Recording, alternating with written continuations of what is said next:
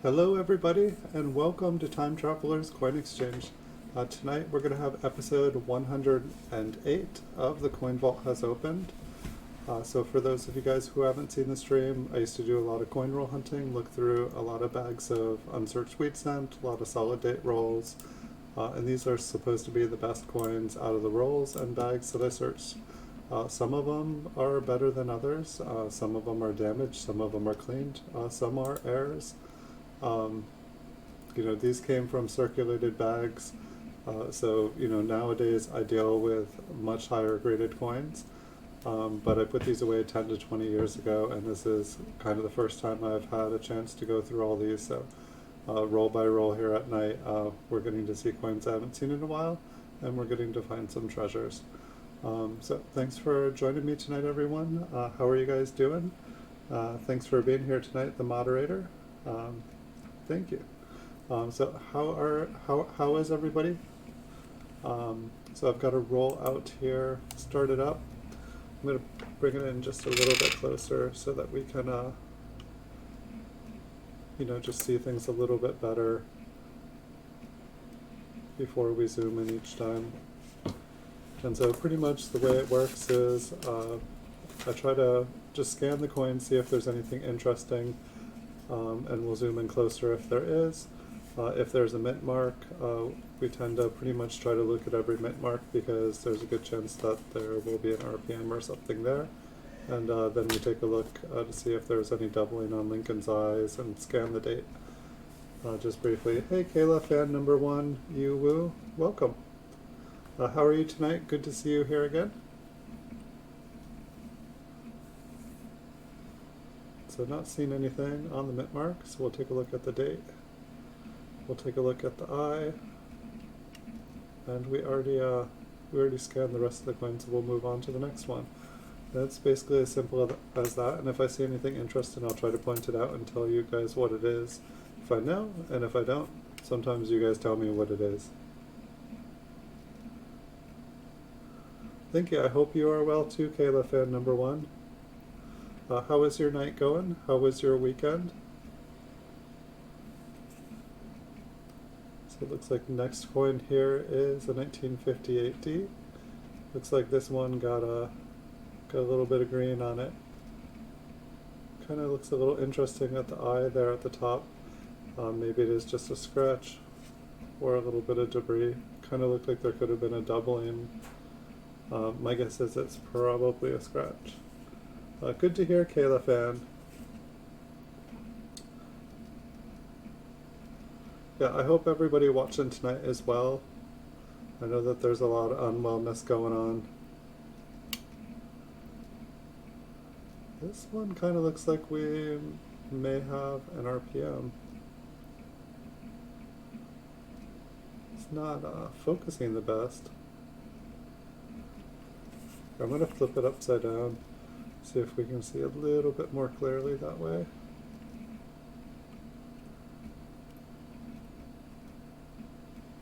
It's like I feel like I definitely see a split at the top. I'm not having trouble seeing that.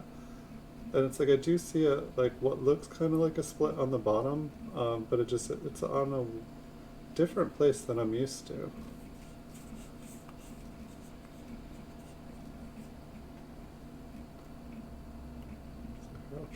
Take one more look here. I think that this is an RPM. The top looks split to me.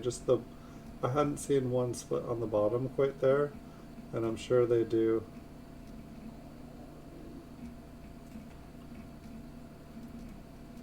And it looks like that is nothing on the eye there. I think it's just a stain there.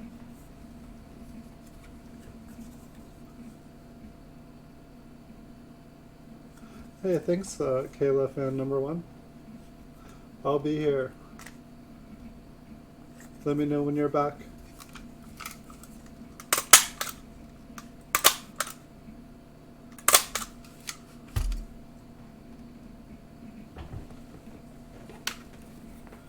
So I'll write this one down. So I've been this time going around through, last time when I was putting all these away, I was just trying to go through, I had the opportunity and time to go through as many bags as I could. And so the whole idea was to go through them all, find whatever I could find, um, and then I was going to come back and look through them all later. Um, that just kind of never happened till now, so long after. Um, so this one here, I believe, has been cleaned. It's, you know, it's all bright and shiny, kind of like a uncirculated coin, but if you look at the you know, the details on the luster, there are just like thousands of small little scratches all across the coin.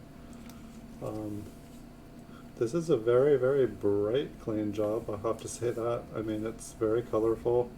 I don't know, the back almost looks like it's in a little bit better shape than the front was. The back's really kind of pretty, honestly. Like, looking down at it, it's like totally blinding me. I'm feeling pretty good today, but I feel like my eyes have like just a little bit of a headache behind them, and they're a little bit. This coin is a little bit blinding to me.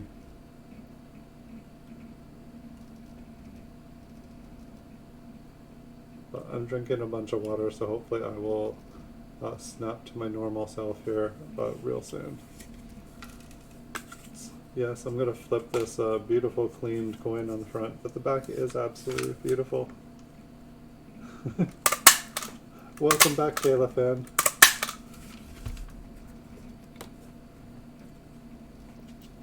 What's your plans for the night?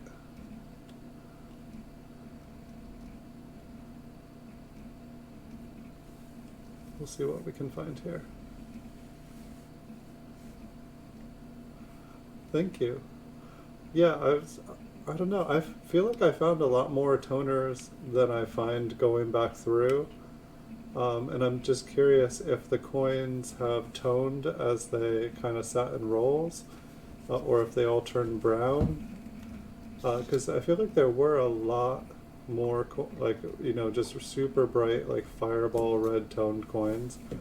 And I feel like I haven't come across, like, perhaps this box that I pulled out, perhaps this box just isn't as, doesn't have as many toned coins in it just by chance.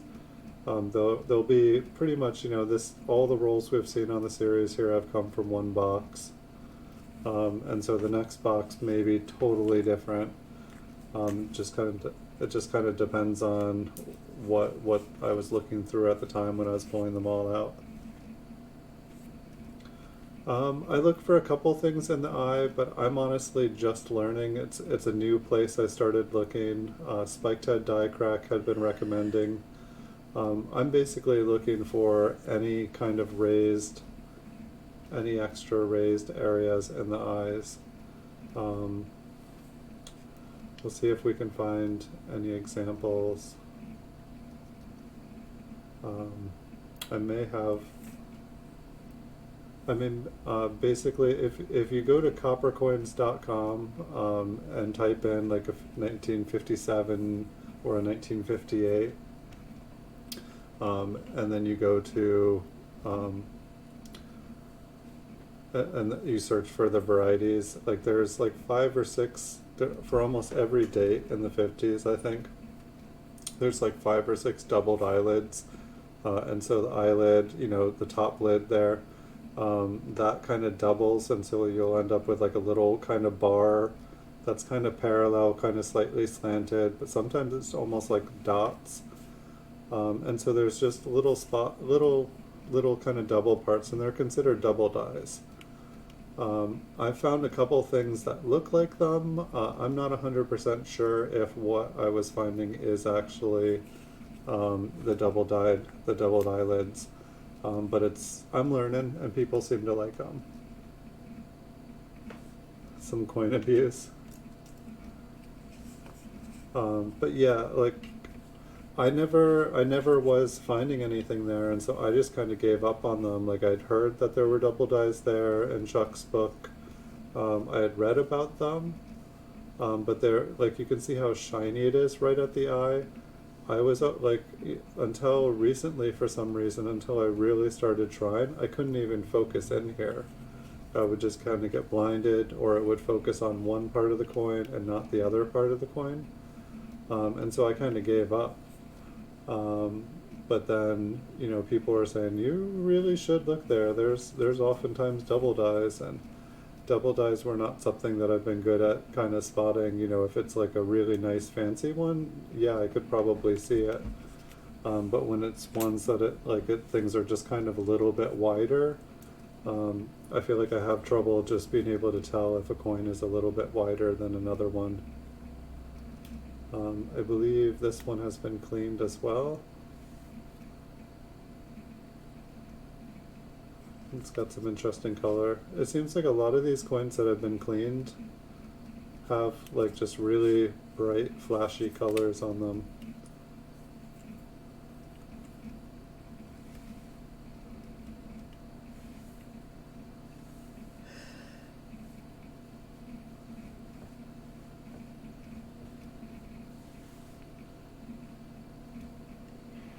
Almost looks like it almost looks like there's a split on the top and bottom, but the mint mark on this one is so flat.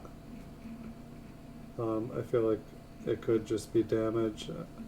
It's like I feel like I see a little gap there.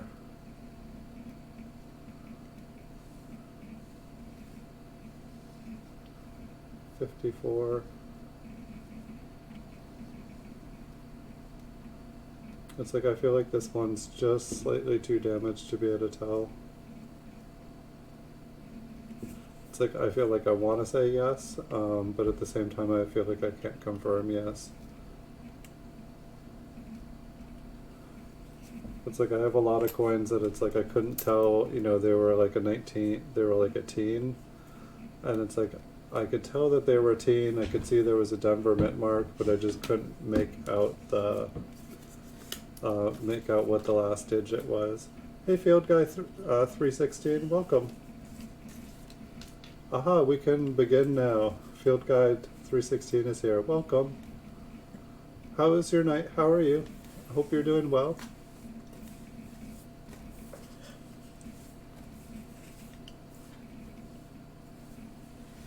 So we found one RPM and one that was just a little bit too far gone to confirm. I felt like I could see a notch on it, but it very well as easy could be damaged. The flattening and damage above it had just kind of made it impossible to tell.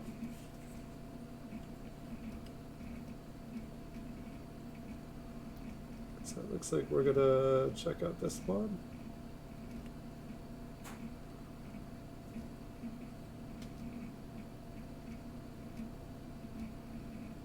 We haven't found anything in the eye today. I feel like we've found a couple that look really interesting, but I keep doing a bunch of projects during the day. I need to like go and, you know, check a bunch of the coins that we have found that we couldn't quite identify. This one's got some doubling on it, but I'm pretty sure it's just machine doubling.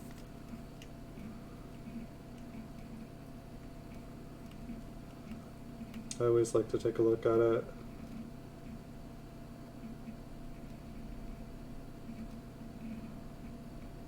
So it's like I believe this is just considered damage, despite the fact that in my opinion it looks so cool.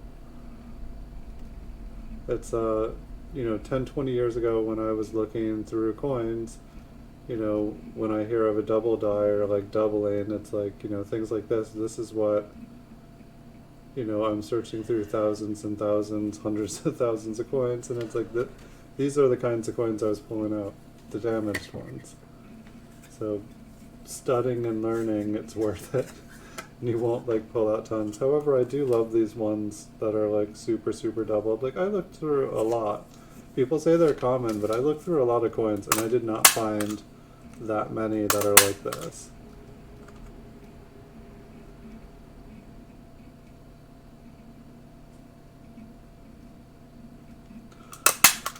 It's definitely doubled KLFN number one, but I don't believe it's considered a double die. I believe it's considered more of machine damage. I've been meaning to try to find out what exactly kind of damage it is. It's like sometimes they like double. Sometimes they double and it like goes, you know, up towards the rim. And it's like that as far as I know is from like a really deteriorated die. Everything just kind of gets pushed out towards the outer devices. Um, and it's like, yes, the coin, it does have doubling on it, but it's I guess maybe it's more like okay, field guide 316. Yeah, don't die. I think this one has kind of got a little bit of the same. This one's a little bit different here. But you can see the double on the wheat ear on the side, and then it goes all the way down the inside. And probably, if we go to the other side, it probably has it too. You can see the doubling on the left. And then you can see it go down the wheat stalk. I think it might, this one might stop just at the end of the wheat grain. And then there's probably a little bit up here.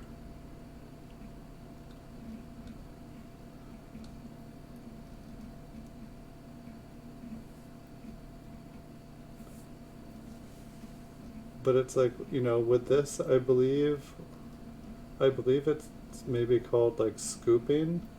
You know, while it looks like it's doubling, I think that the letters are actually thinner than they're supposed to be.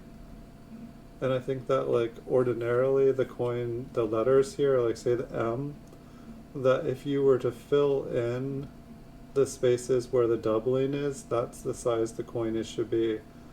So this coin, like the metal, as it's coming off the die, the metal's getting scooped off of it. I think that's what it is. I still like them. I'm putting these ones in a flip because I think that they're a nice example of it. At the very least, someday I can show people nice examples of damaged coins. You know, maybe it can be part of a set of, you know, this is what you don't want to collect. But I think that they look really cool. I mean, if you can't have a fancy double die, why not have a coin that looks doubled? They're like poor man double dies. And I'm a very, very rich poor man. Loads of pennies. Loads of damaged pennies. And I'll probably be able to show you a lot of examples of, say, the date where it looks really doubled.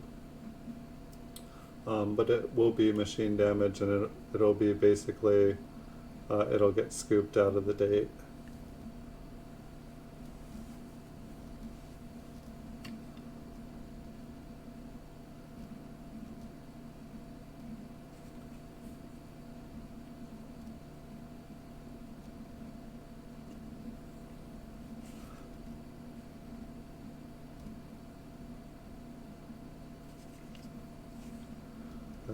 Definitely I have quite a few ones where the date is almost completely doubled, and so I would have thought that they were all double dies.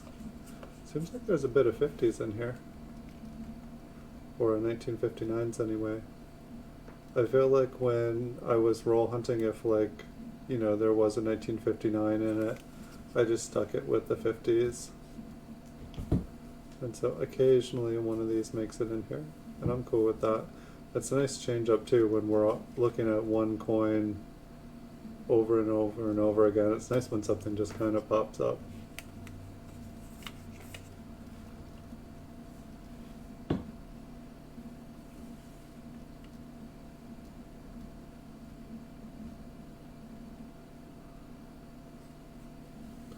So I finally had my first international order on eBay since I had taken international and like, you know, global shipping and stuff off of my eBay store, just because I don't even remember why, but like years ago I had it taken off, and so I re-added it, and it had been a few months and I still hadn't had a sale, so I thought there was something broken because I always used to get them when I had it on. But tonight I had my first international sale, so that was interesting. I was really convinced that there was something wrong with my eBay account because I had to have customer service turn off the global shipping. It was when they started global shipping and they just turned it on everybody's store without telling them or asking them if they wanted it. And I guess all the people that I did business with in Alaska and Hawaii were getting really upset because I offer free shipping on my eBay store, but the people in Alaska and Hawaii were getting charged $25 to have a penny shipped to them. And so I turned my international or the global shipping program off, and but it didn't work. It wouldn't turn off, so eBay had to like go and turn it off. And so, but when they did it, they took all my international off. And so it was like kind of like a headache. It's like when you need eBay's help, sometimes it creates a bigger headache. And it was one of the cases that happened. But so I thought that maybe they had turned off it completely. And so I was kind of happy when I actually got it.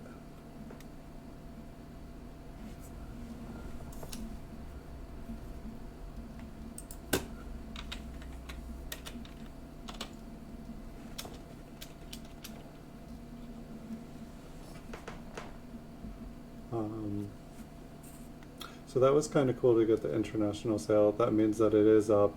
I hadn't had international on for like forever, and so like a month and a half it's been on.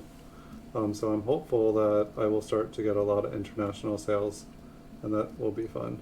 Hey Logan's Coins, welcome. How are you tonight?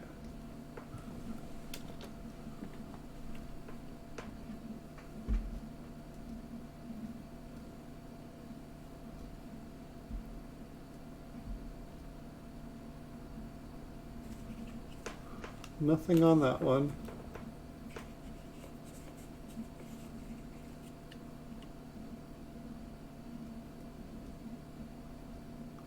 Congratulations on winning that 1 ounce silver the other day, Logan.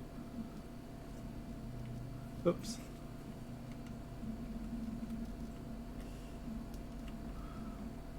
Hey, the moderator. Welcome. How are you doing tonight?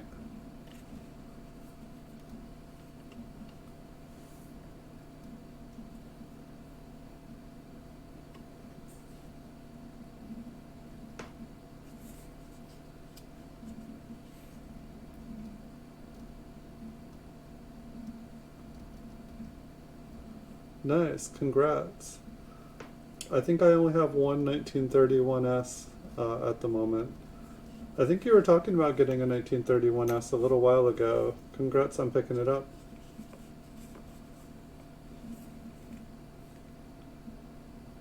How many more coins to complete your set, Logan?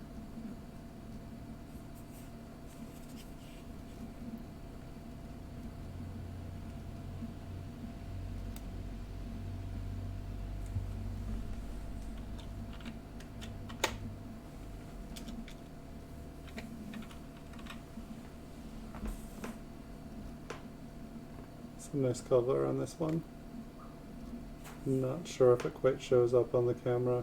It's kind of like all over the place. Let's take a look.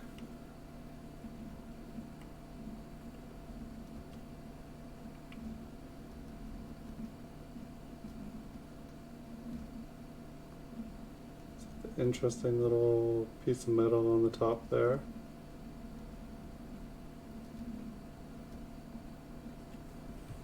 Get some water.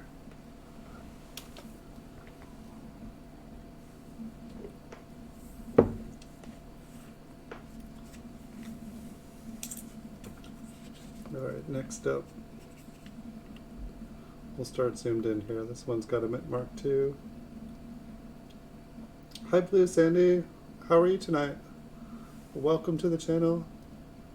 I hope you are having a good night. And hey Blue Sandy, thanks for bringing up like the couponing, and I was checking into some of that, and some of the ideas that you were talking about were like really good ideas.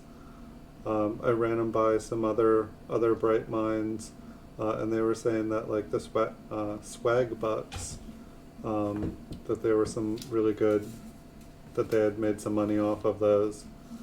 So I was able to check out swag bucks, and I'm gonna try them out here in the future when they have like good eBay promos, because I buy a lot on eBay, and if I'm able to save like or get 1 or 2% cash back when I'm purchasing stuff on eBay, I think that could really add up. So thank you for the idea. I really appreciate it. I just wanted to say thanks.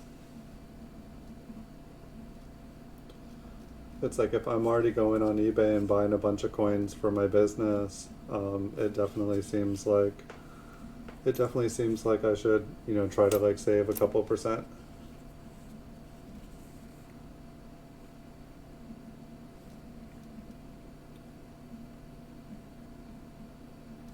Yeah, that's what I was hearing, that it like pretty much changes like kind of daily.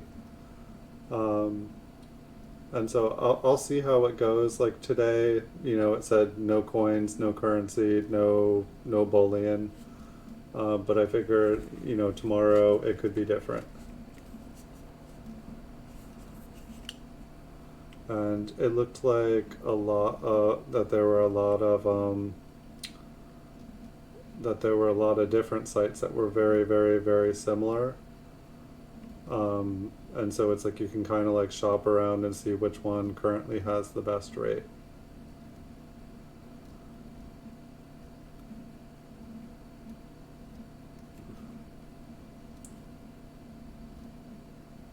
I did sign up for for it today. I should have. I had my friend was like, "Oh yeah, I'll give you a referral code. It's awesome." I should have asked you as well when you were saying thing. I just didn't think about it. I think that was half of the reason that I wanted to say thank you, because it could. I mean, it's either. I was definitely like went on like community forums, and I was reading a bunch on them, and I came across a couple old forums on community or collectors. What was it? Just me, or is that L? Look, is that just a scratch going across it? Like collectors universe or collectors something? Um, and there was like Michael Kettle was like talking about swag bucks and how he was buying a bunch of bullion with it, and basically getting like a few percent back. It sounded kind of cool. But maybe I can. It sounded like there was quite a few different sites, so maybe I could get a referral code from you for one of the other ones. My friend was telling me about a website. It was called Cashback Monitor. I don't know if you've used that one, but it's basically, it'll tell you all the different, if you go to it, it'll tell you what all the different things like swag bucks and what is it, Mr. Rebates, and there's like 15 or 20, or there's probably a million of these websites. But it will go and basically pull all the rates, and it just puts them all in a line for you to look at. Yeah, I've seen Michael Kettles before. Like I've seen his videos. Like it was like he was doing videos kind of like I do the PCGS ones, but his were all like, I think like $10,000 coins and had classical music going on them, and I was like, wow, big fan. I was like, okay, this is something to aspire to. I'm like, this guy's doing the same thing I'm doing, but his coins are like so gorgeous. So yeah, I just kind of got to glance at it, but it's like if you just type in cashbackmonitor.com, it's like that's basically all there is to it. You go there, and you choose what site you're wanting to shop on. So like I just clicked on eBay, and when I go to eBay, then it has like a whole grid, and it tells you for the day what, like it'll tell you what Swag Bucks is offering for that website. It'll tell you what, here, give me 1 second, because we have the ability to do it. Cash buck. How about cash back? Okay. So, I mean, it's really simple, but it seems like it was handy, and it seemed like it was right up your alley, and so that's why I was going to tell you about it today.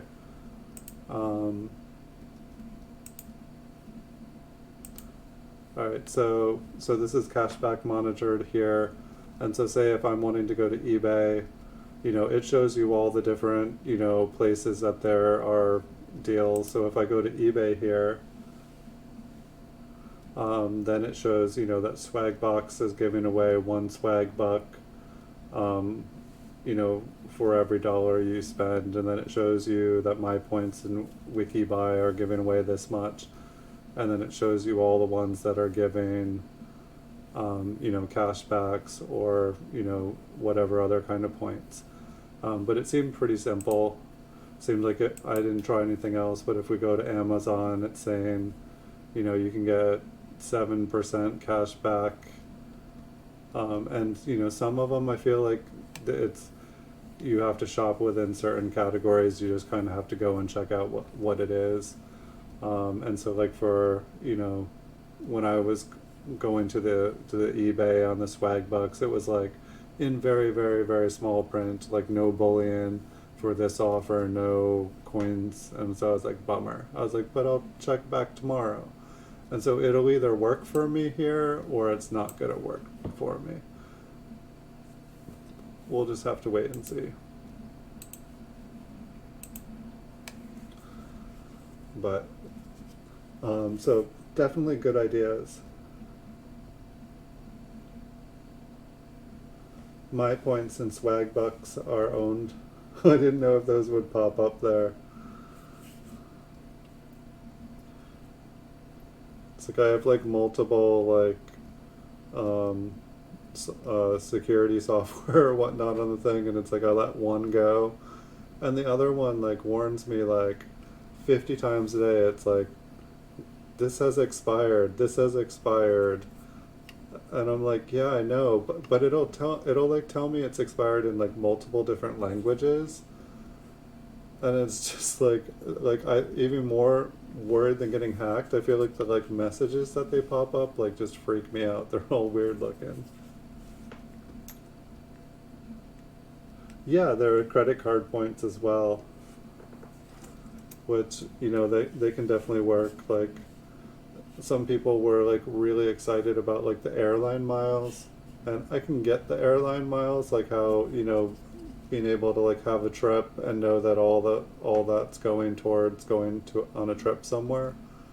At the moment I would not be psyched about airline miles, but everyone, everyone's different.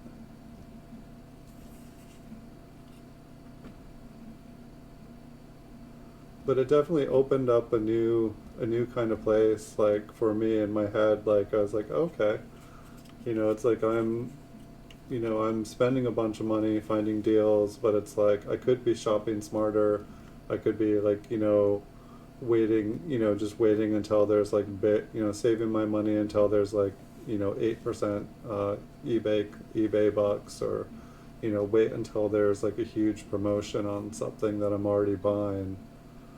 Instead of just buying it when I have the money to do it, wait until, I'm getting like the incentive to spend the money now.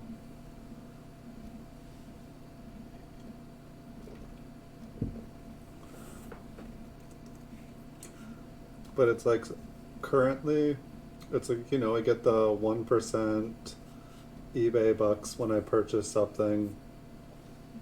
And then I also get, my PayPal card gives me 2% cash back. So I can get up to 3% cash back, but if there was one more thing, getting another 1% off or another 2%, it would really add up.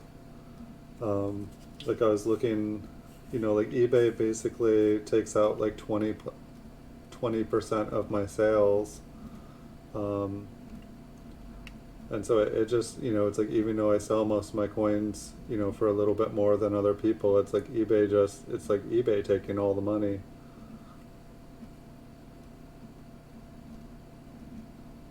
It's like if I was able to make 1% extra a year by purchasing things for less, it would definitely, you know, it would definitely help out. Every 100 coins that I purchased, I'd basically be getting an extra free.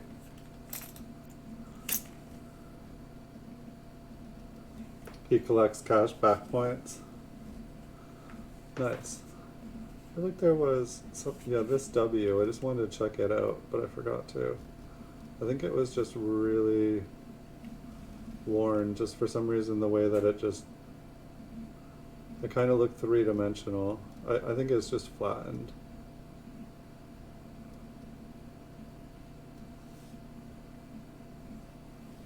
What's that?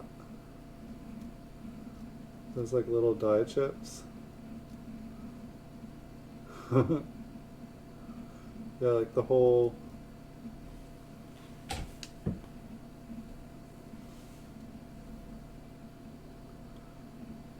I mean, it kind of looks like I know that they're smushed, but it almost looks like the parts of the coin like actually come up higher than they should.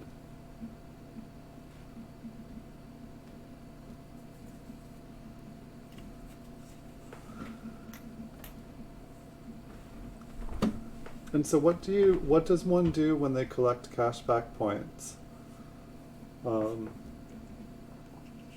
is it so that you can cash them in for a gift card, or is it just somewhere where he likes to keep, like he just likes to like see how many he can get of them? I don't know, it's interesting to me.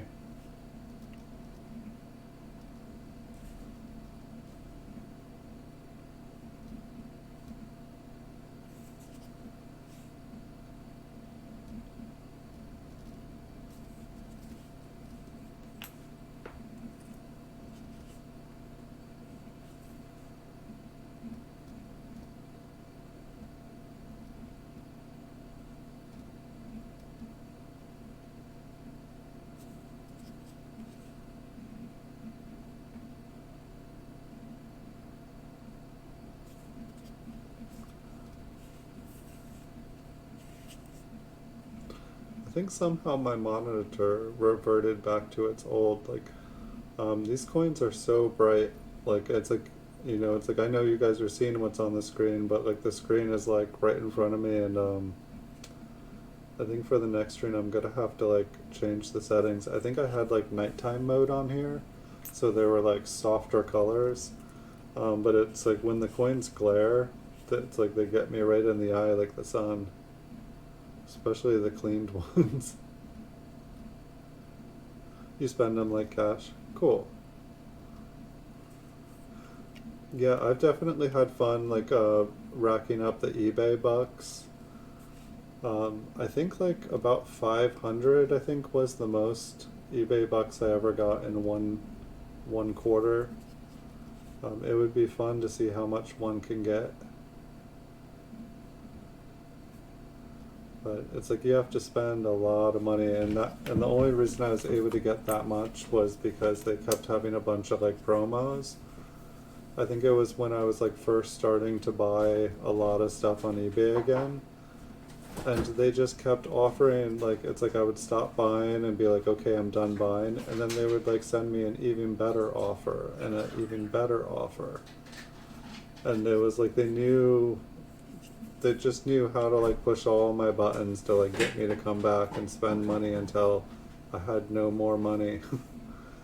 And then they would send an even better offer, and you know, like figure out how to basically give me an offer so sweet that it's like, oh, I guess I will take out a credit card, and oh, I will extend my credit, and I will get more credit, and I'll buy more coins because this is such a good deal. It's dangerous.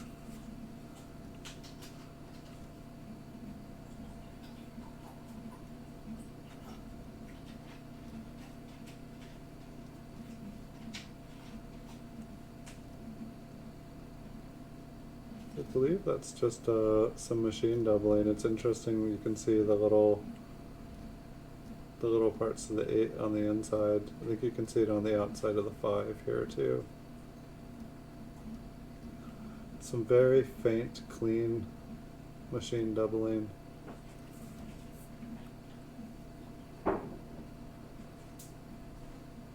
So either the swag box will work really good for me, or it's not going to do me any good.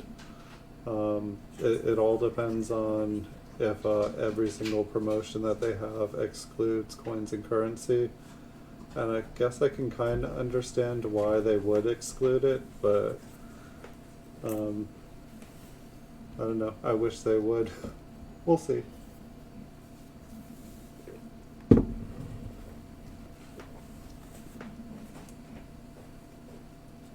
I figured there's only one way to find out, and that's to check every day for a little while.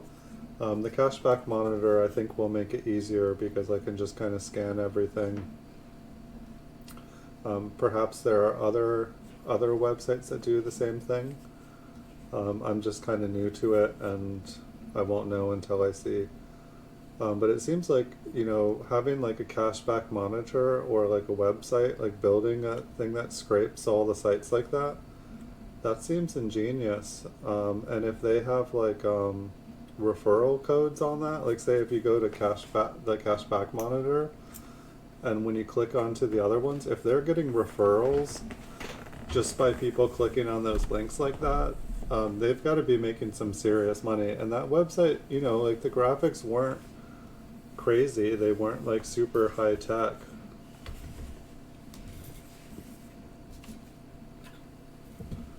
So it's like, it seemed like anybody that just knew how to code could build a website like that. Maybe you would need like special, maybe I don't know what permissions you would need. I imagine you would just need to become an affiliate to those other websites. And then, you know, just organize things on a grid.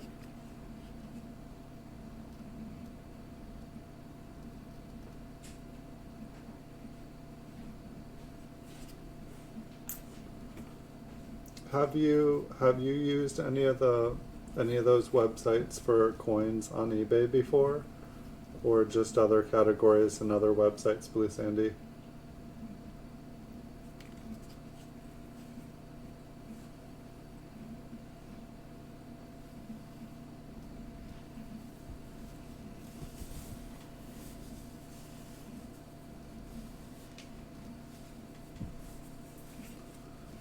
Check out the N here.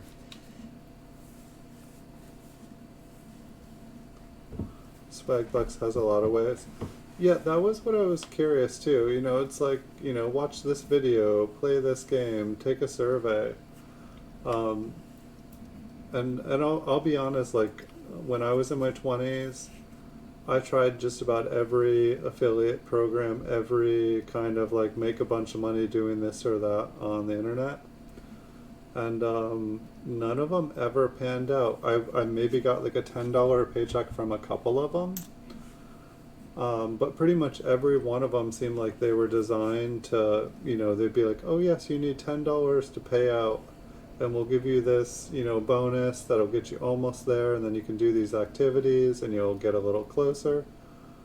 But they were like all designed, as far as I could tell, where like you would almost get to there and then they would just never offer new stuff, and they would, you know, offer a few ways to get that last little ways, but you had to spend a ton of money and buy something you didn't want to buy.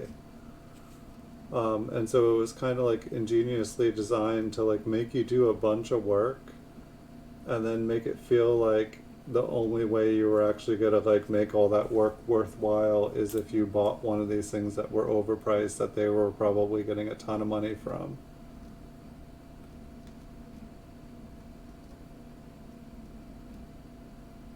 Just other things. Yeah, you've made over $1,000. Nice.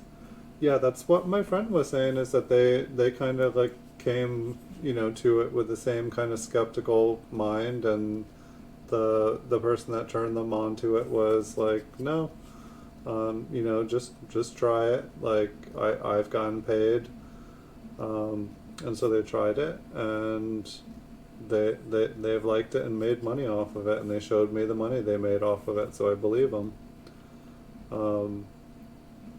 So I don't know. It's like if I, you know, looked for things to buy and sell on other eBay categories or other websites, I would guarantee that I would be using it like a ton. But since the main thing that I buy and sell is coins, it kind of, and it, you know, maybe things will change. Like if I log in one day and it's like, you know, 1% off coins and currency, or it allows it, then I will be buying up a ton of stuff that otherwise I'd probably wait on. But it'd also be interesting. It's like some days on eBay it seems like things are like crazy good, and some days it feels like, you know, nobody is buying anything, and it makes me wonder if everybody uses sites like this. And so it's when all of a sudden there's like a super promo code for that site that everybody is like buying. I can't tell with this one. It's like, you know, it looks like there's a split on the bottom, but then it also looks like it's just kind of like broken and crumbled. Like I don't really see a split on the top. I feel like I see a scratch going across the top. But the bottom looks like there's a split, but it's also kind of zigzags back and forth.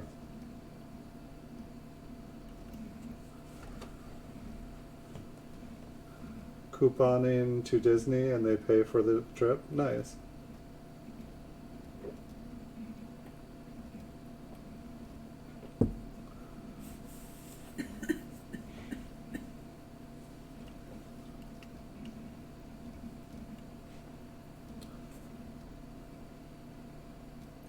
And I'm gonna pass on this one. I'll put one back in the roll. I'm not sure if this was anything. So yeah, it's kind of interesting. Like, it's almost like there are these sites that kind of like, you know, it's like whichever, you know, whether it's eBay or Amazon, it's like whoever wants to pay the most, you know, bonuses to that, or like, it's kind of like, it's, I don't know, like if the, you know, because the websites must be paying these companies to like get people to come purchase things on the store. And so like, I mean, it's like, it's not, I can't imagine that it's swag bucks that is, you know, actually paying you the money. They're just giving you a cut of the commission that they get from, you know, these companies to, you know, find customers.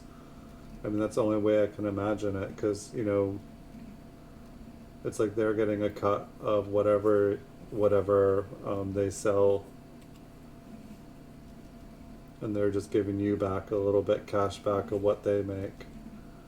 But it seems like, so it's like, you know, if Amazon wants to like offer out a bunch of, you know, say, hey, we're having bounties on customers' heads for 7% today, then they can all go and say, hey, 6% off. And then if eBay is like, hey, we'll give you 7% off, I don't know. It's just an interesting way. It's like, or it makes me think about what's going on. It's like they could all be giving like way better deals, but instead there's all these middlemen kind of in the way. And it's like these middlemen are getting rich off of, I don't know, it's like if the websites just lowered their fees, people could afford to buy a lot more. But then the companies wouldn't be able to pay out their stockholders as much money. And so it's like most of the time they can get full price fees. But then probably when it's getting closer to like a quarterly report, you know, they'll probably do a bunch of offers like this, and then it'll make their total sales way bigger, even if it doesn't make the profit bigger. And it probably makes it look really good to the shareholders or the executives that pat them on the back.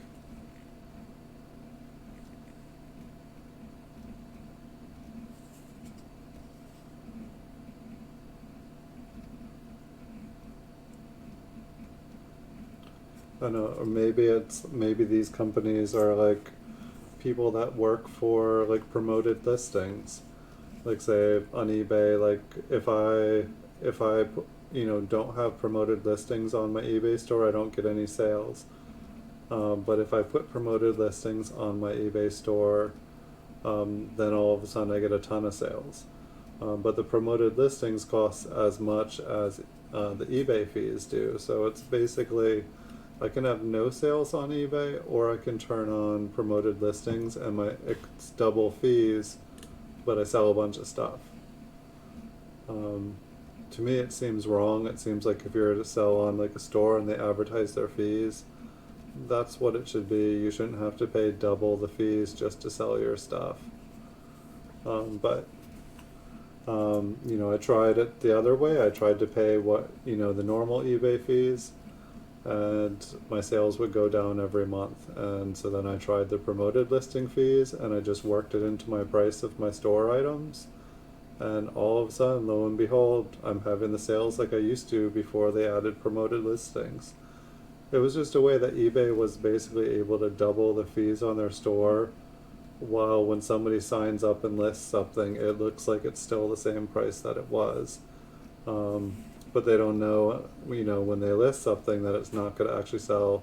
It just, that's how much it costs to list it on eBay. But if you want it to sell, you have two options. You can put it at 99 cents and free shipping and put it up as an auction and it'll sell, or you can put it on promoted listings and then it will sell.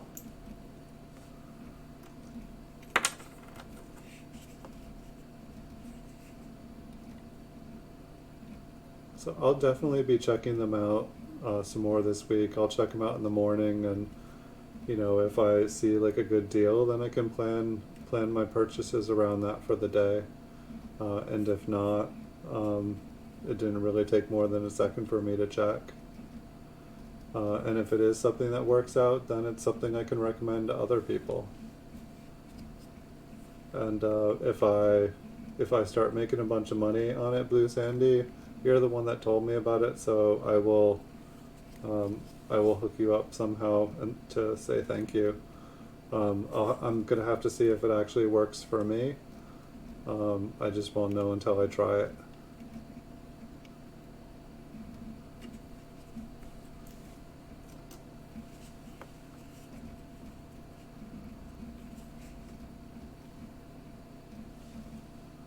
No mint mark on this one.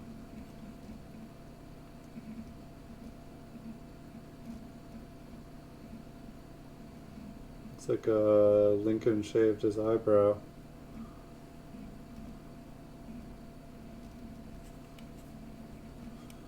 Never looks good.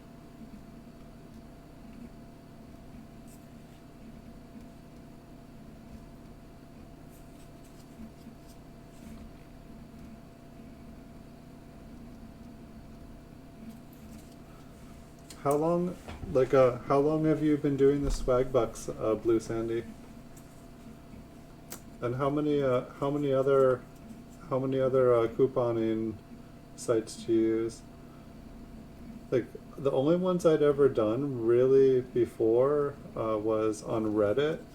I would just go to Reddit forums. I'd just Google Reddit and eBay coupons, and like basically every day before I went on eBay, I would just check there, and about once every month there would be like 10% off or 20% off a purchase of it'd be like $10 off a purchase of $50 or more or something, and it's like and then some of them were you could use more than once, and so it was like it was some good money. Kind of a messed up looking mint mark.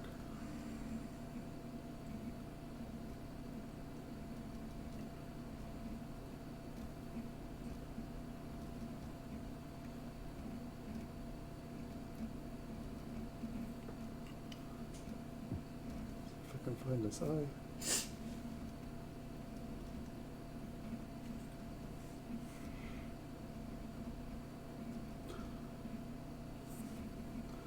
I mean, it's like the way that I figure it, it's like if I buy 100 coins, if I buy 100 coins on eBay, like the cashback on my credit card gets me 2 extra coins. The eBay bucks gets me an extra coin. And if I have another program going that gets me cashback, then that's a whole nother coin.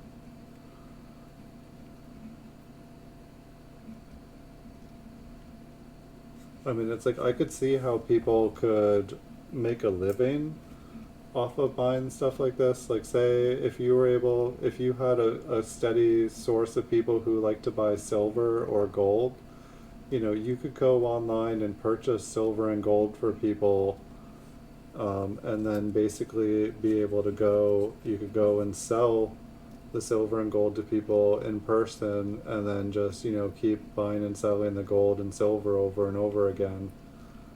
And you could make, you would make basically your profit, could just be the cash back or the bonuses that you are making. Like you could sell it to the person at cost, or like people who had cash, you could buy it for them and take their orders for them. Seems like somebody could make a lot of money. It's like I remember people back in the 90s that would like have a credit card with like cash back, and they would just stand there like taking people's cash at the gas pump, and they would pump people's gas because they would make like 5% rewards or like 5% cash back on gas, and they would just sit there and pump people's gas and take their cash and put it on their credit card, and they would make a ton of money. Like you could seriously make a lot of money. Like it's like I feel like gas was cheaper back then, but it's like imagine how long does it take to like fill up a tank of gas?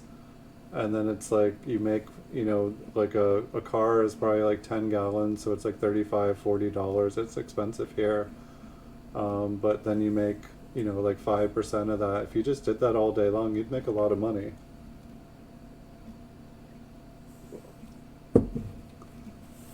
I'm sure the credit card companies are like, you bought 2,000 gallons of gas in a day, and you're like, yeah, I have an addiction.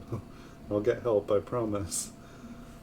It's like, oh, didn't you hear the apocalypse? I'm saving up for a long winter. I don't know why someone would need that much gas.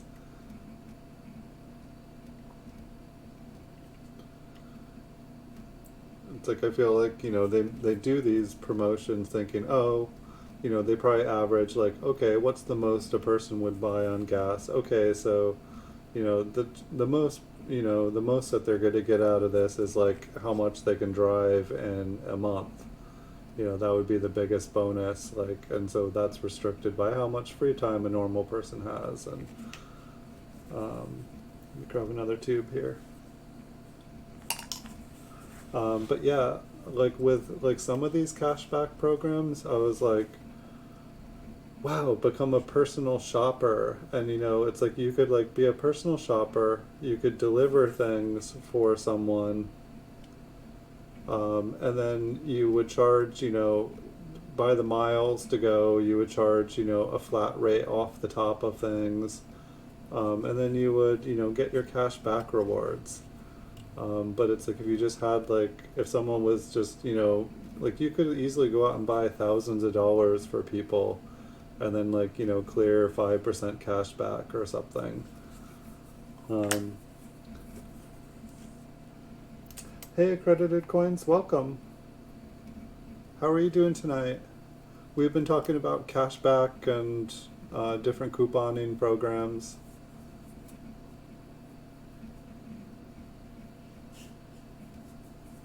You're gonna fill some cars up now too? Nice.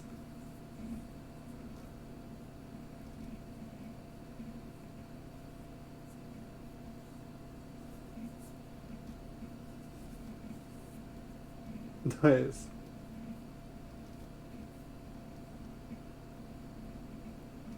Yeah, I saw like the DL Hansen collection. And I didn't actually put that together. I think it was maybe David Lawrence had a bunch of slabbed coins from him. I think I've heard the names. He offered to.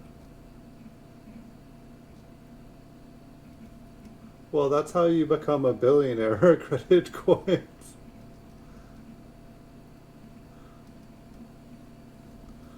Like, you don't become a billionaire paying full price.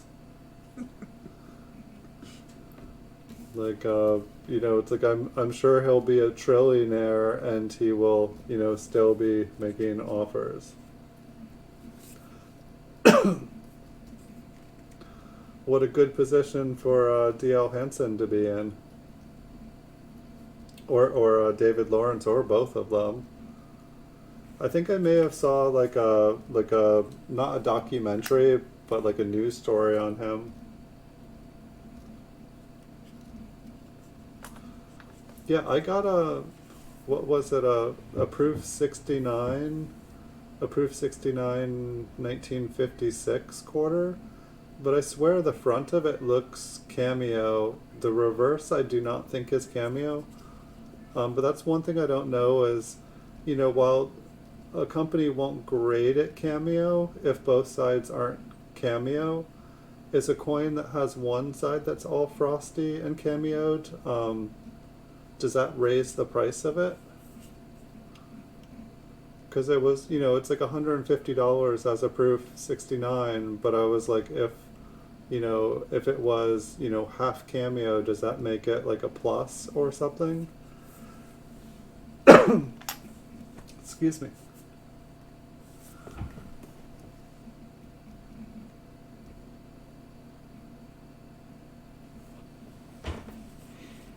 You should definitely fill up some gas, Blue Sandy. Definitely, definitely, definitely.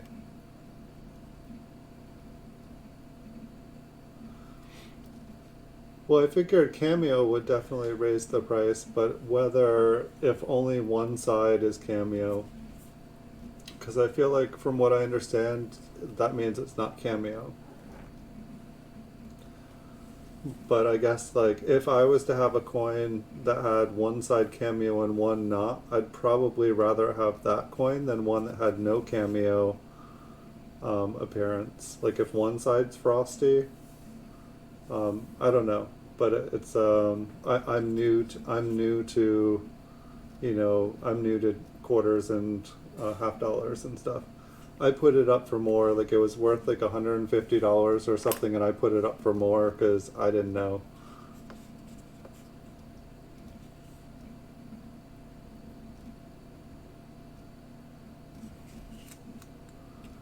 So we'll see. Like, it's only been up for like a day. Here, I think we have an RPM here.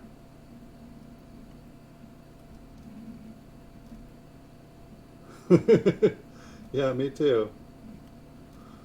I totally missed an early proof sent today. I don't know what I was doing. I mean, it was only a proof 63 red, but it sold for $35. It's probably the cheapest proof 41 that has sold in like 6 months to a year.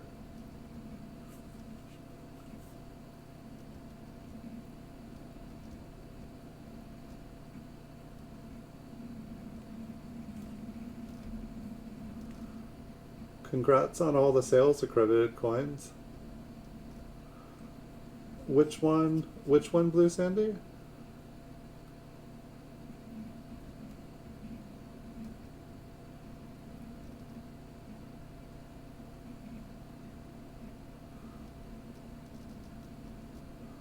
It's like I should have at least bid on it before I walked away from the auction. Nice.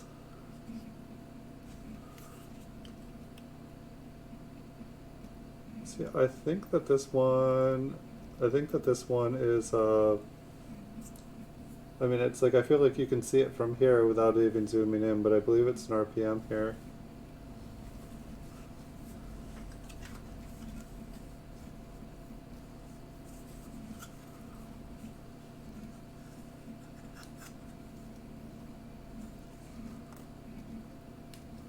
And the thing that's hard to accredited coins is when you take an offer, sometimes you don't know if it's a promoted listing that you're accepting. And so it's like sometimes like I've accepted offers, and then I find out that it's a promoted listing, and I've actually lost coins by taking a lower offer.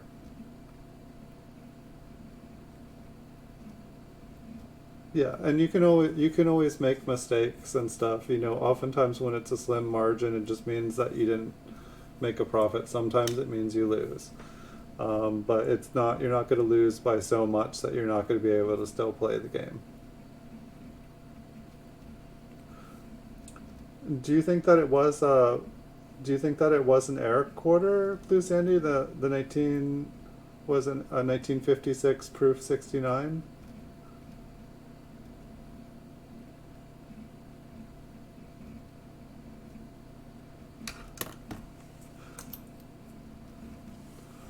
Were you listening in at all, accredited coins, about the swag bucks um, conversation Blue Sandy and I were having?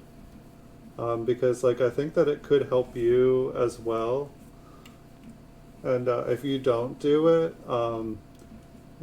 you should definitely talk to Blue Sandy about it, because if it does offer it, from what it sounds like, they do really awesome eBay offers, and on a bunch of different sites, but it's basically like extra cash back.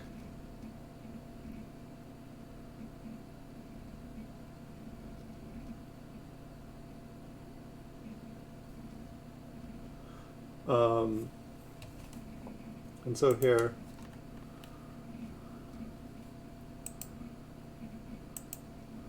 but if you're gonna join it, if you like what you see and you're gonna join it, you should totally get a referral link from Blue Sandy, because she totally told me about it, and then I signed up through my friend.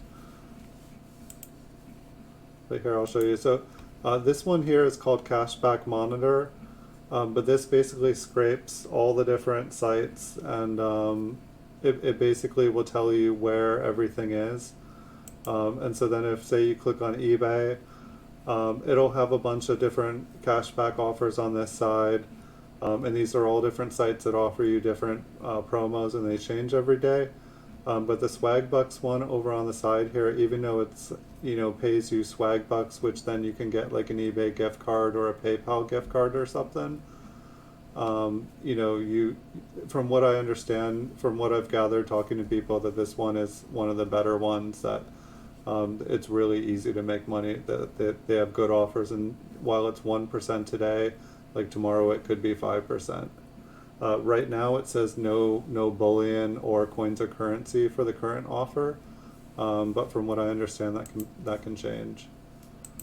So that's pretty much all there was to that.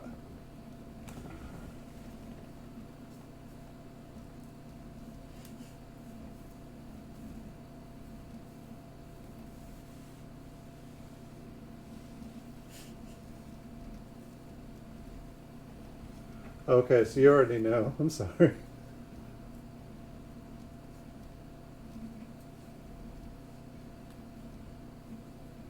Yes, that is the plan right there, accredited coins. You stack them all up on top of each other. Um, you sound like you know. And so yeah, wait till eBay has, you know, like some eBay bucks promotion. You know, stack it with the 2% on the PayPal card, and then, you know, add that on. Like I was at the collectors, I can't remember, like collectors forum or whatever it is. Like it's like the big coin site. Like Michael Kittle was talking about how he was buying bullion there and making just a killing off of it. And then he was saying that like when he was doing auctions and would bid on the auctions and then pay on them, it would pay out for like 2 out of 3 of the auctions or something. So it seems like it could be really, really good if done right. But it sounds like it doesn't work, you know, the way I'd want it to every day. But it seems like it would be worth something. Like if somebody said like, hey, if you check this every day, sometimes you're going to save like between 1 and 5%. It would be worth taking a second to check, especially if you were already purchasing something like for $100 or $200. Hmm. check out Liberty over here.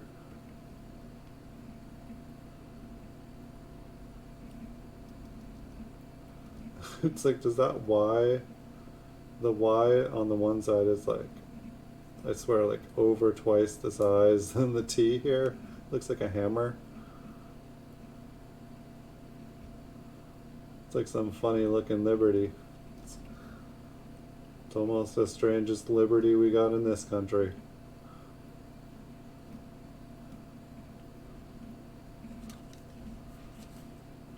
We do have some Liberty here.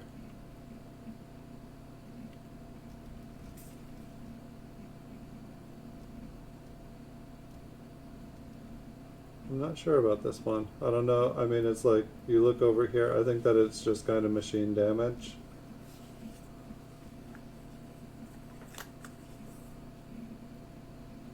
Uh-oh. Okay, I think that this is the roll from earlier. I was like, wait, where'd that roll come from?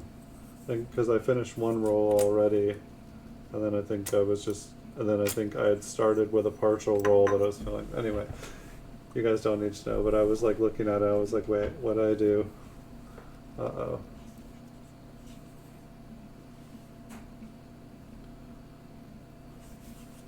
So are you thinking accredited coins now that you've sold off a bunch of metals, that you're gonna like start buying out categories?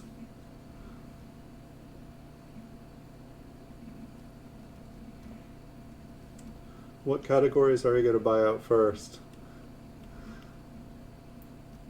I'll go and buy them out too.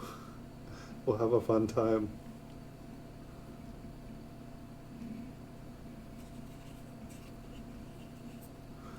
One thing that I've seen like a good trend in, so they have discounted debit cards too. That sounds fun. One thing that I've seen upward trends on is like, or that I've been getting good sales like out of nowhere, is the really old stuff, like the colonial stuff, and the very, very early large cents, and basically every single Indian head cent, especially anything with any red on it, has been really good sells.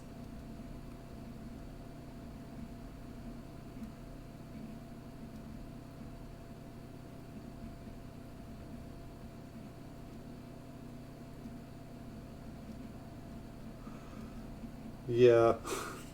The early proof Lincolns are still kind of out of my. I'd almost, like, me personally, I feel like I would almost start doing proof Indian head cents. Like, I feel like I could buy multiple of them. I bought a 17.95 today. One came up on auction, and the main reason I bought it is because I sold one for like a couple $100, like I think $300 like a week ago. So I was purposely looking, keeping my eye out for another one, because I think the other one I paid 90 for and sold for 300, and so I wanted wanted to buy another one and then be able to buy another coin with the change.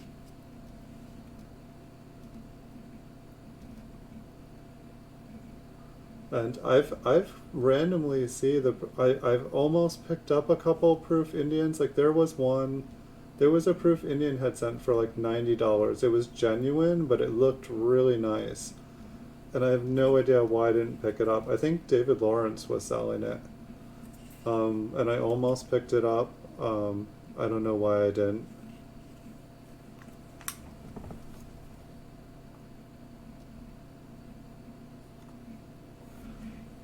I want to check out these discounted debit cards. If you see those come up again, Blue Sandy, please let me know, because that would be awesome.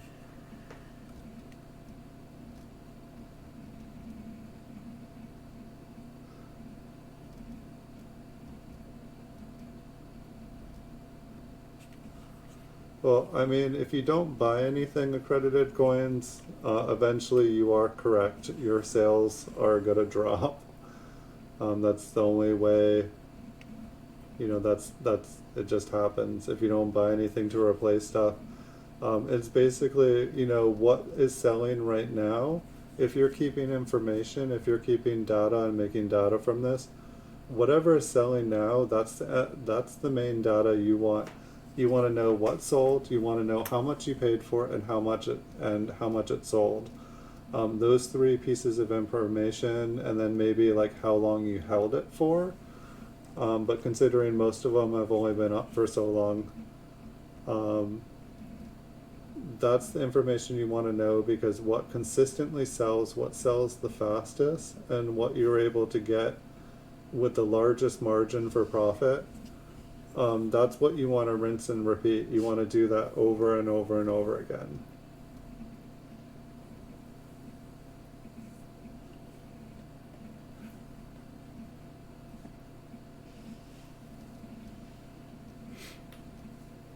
That would be nice to credit coins if everyone starts collect. I imagine if PCGS like did like a promo, or if we were able to convince PCGS like to like highly promote and create hype around early proof coins. We bought them all out and then we sent them like a $50,000 check and said, hey, you should do like a promotion where like whoever has the best early proof set coin collection gets a super bonus. It's kind of how they give people like bonuses for the best collection. Nice. That I may be liking Blue Sunny. I may be liking the swag bucks a lot if they do that, because I could definitely use the debit cards if I can use them online.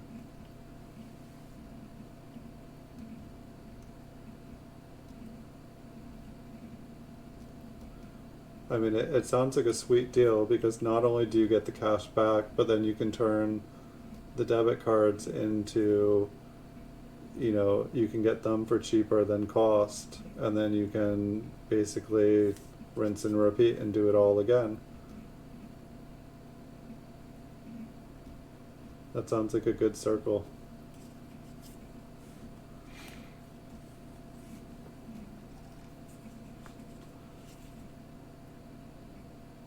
I mean, pretty much all we have to do with credited coins is buy up all the early proof coins, and then we invest some of the money.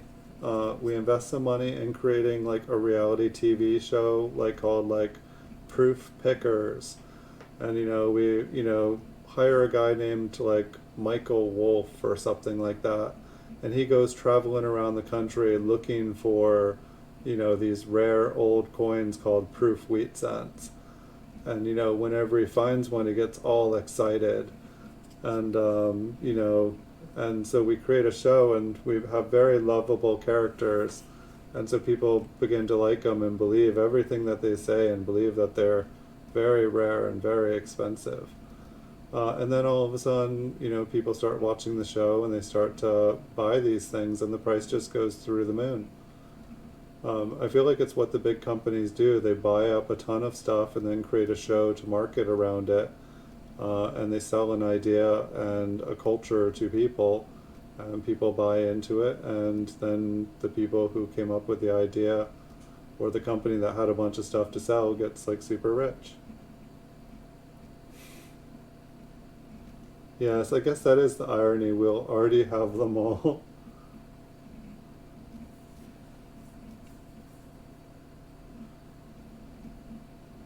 I don't know about this one. I'm like looking at it back and forth. I mean, I see like a little notch at the bottom there, but the coin is so flat. Keeps going out of focus. Let's see if we can get it on an angle. I mean, it looks like a notch there, but then there's like a big gouge there that looks like a notch. Maybe it's just damaged.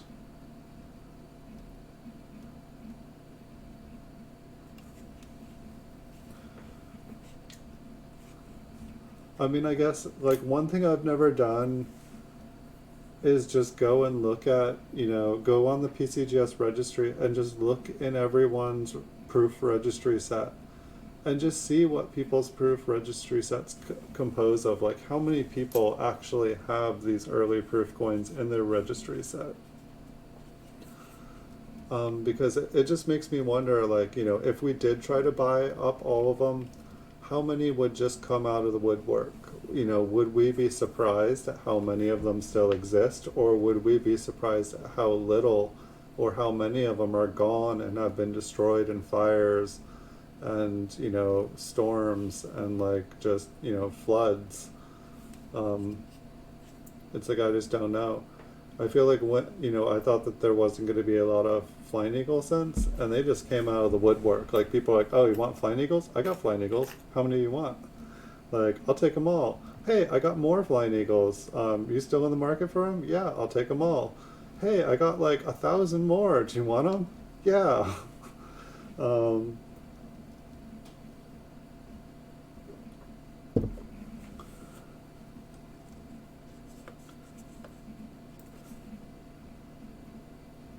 but at the same time, like, I feel like, I don't know, like, I feel like there has been more early proofs coming up on the market. And it was interesting how, like, say with the 1936 proofs, people were listing them on eBay, but they weren't adding any of the item specifics so that they weren't showing up in the search results. And it was basically making yours and mine look really, really rare, like there were no other ones on eBay, when in fact there was 15 of them on eBay. So I thought that was kind of interesting. It was almost like people were, you know, hiding the coins and toying with the market. It's kind of, oh, this one kind of looks interesting. I feel like I can kind of see something inside, but at the top. And then the bottom smushed. It was kind of like how Gift Store Galore started, like, gift stores galore, gift stores online. He started to put all of his, like, proof 67 wheat cents into the $half category so I wouldn't see them. So they'd be online for sale. But I wasn't, you know, seeing them because he was listing them in the wrong category.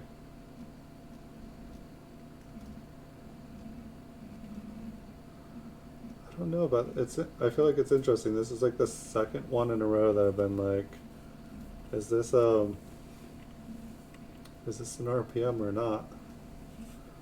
I guess maybe we'll take a look at the date. Yeah, Blue Sandy, I'm definitely gonna have to, like, you know, keep an eye over the next week, you know, week or two. Keep checking out the different cashback sites and rebate sites, because it could be really, really, really, really awesome. I mean, the only way I'm gonna find out if it works, and I maybe excuse me, maybe this is the reason, like, sports cards and stuff are doing so well, is because people, you know, all these websites will, you know, gladly, like eBay, I get coupons for, like, sports cards for like 10 to 20% off. And then these other companies will allow you to do it. It's like you could buy other collectibles for like a huge amount off and then relist them. It's like I probably should be. It's like, if I can buy magic card boxes for like 20% off and then wait 6 months for them to double in price. I don't know why I'm not doing that. I mean, I guess I just like coins.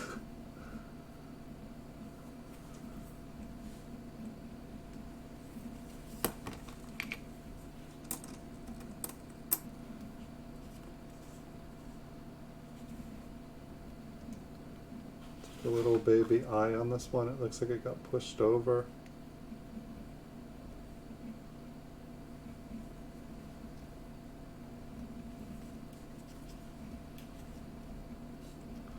But I have been having a lot more early proof sales, and I've been seeing a consistent amount. Like, I bought, like, I think 4 or 5 of them last week.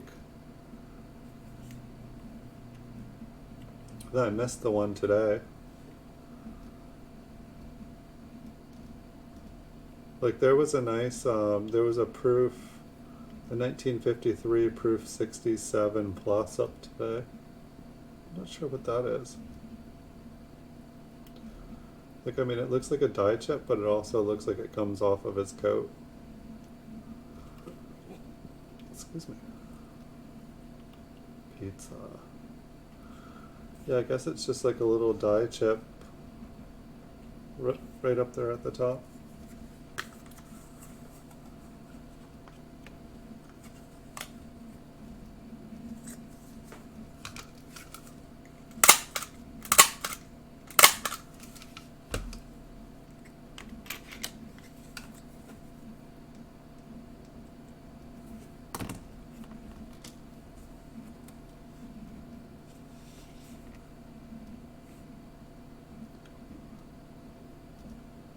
But maybe here in the future, if I make some money off of one of these sites, maybe we can do some streams about just about couponing, like you were suggesting the other night, Blue Sandy, and we can all give each other tips, and we can all figure out how to, like, you know, make more money just buying and selling things.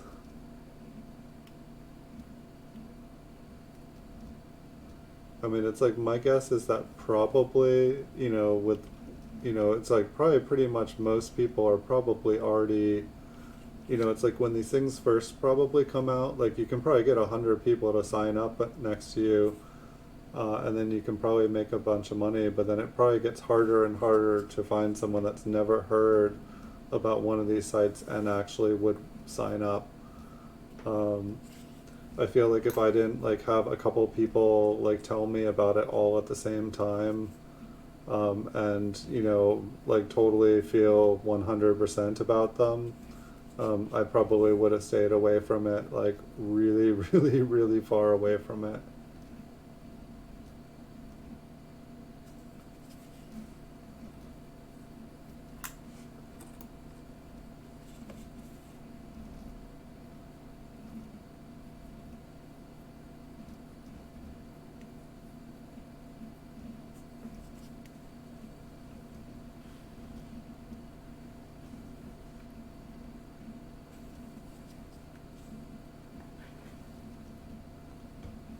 It's like a partially filled 9 on this one.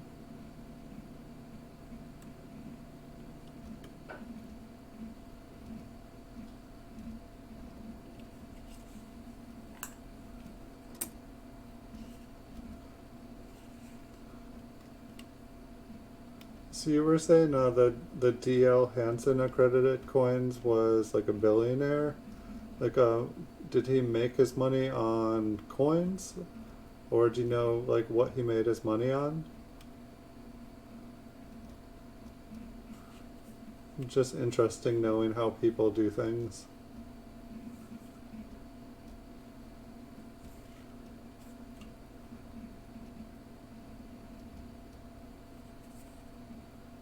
I'm assuming there's just a big scratch on the E there.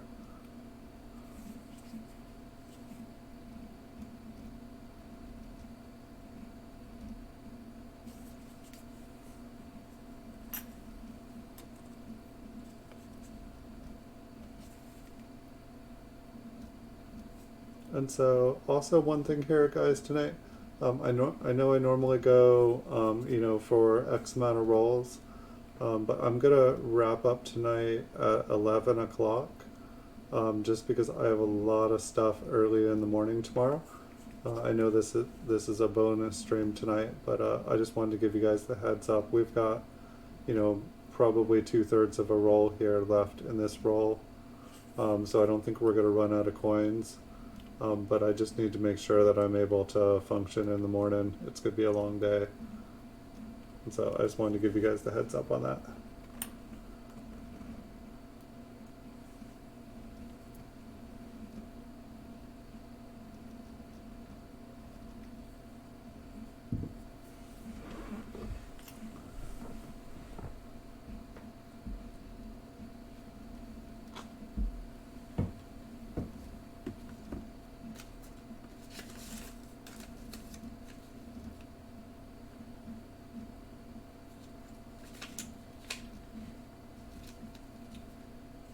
Dang. I guess I asked. You gave answers. You sound like you know your Hansons.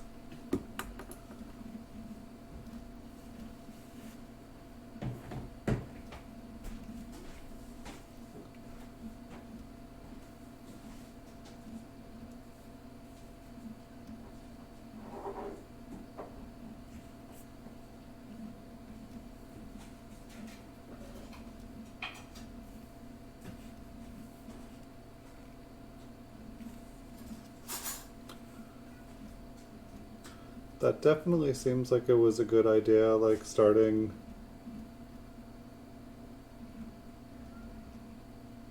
Sounds like it was like good times to do things just the right time.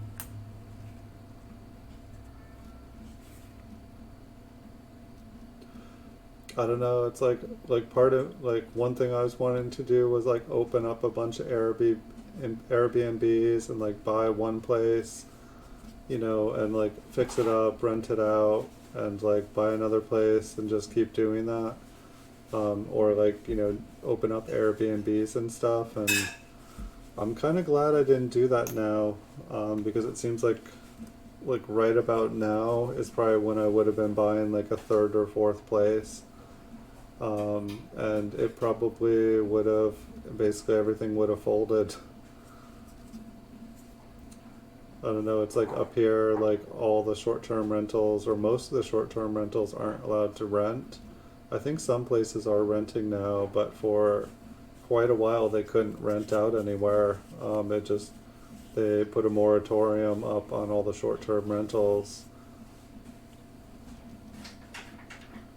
It seems like they must be renting out because there are like beyond a crazy amount of tourists out right now.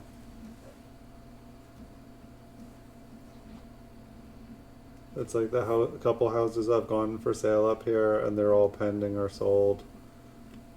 It's just everything is selling out. At the same time, I feel like I see prices of stuff going, like, it's weird. Some stuff is going for way, way more, and then some stuff I've seen reduced that were on the market for a crazy amount for a long time. And I guess maybe some certain people are scared and trying to exit the market, and certain people are taking advantage of the situation and making like a lot of money. I've read a lot of people are wanting basically to move out of cities, just because it's almost like being in prison at some places where you're not really allowed out. I don't live in the city, so I don't know if that's actually what it's like. Some diet chips on this one. But I hear that people are wanting to go to less crowded kind of rural spaces, and they're buying up, nice places outside the big cities.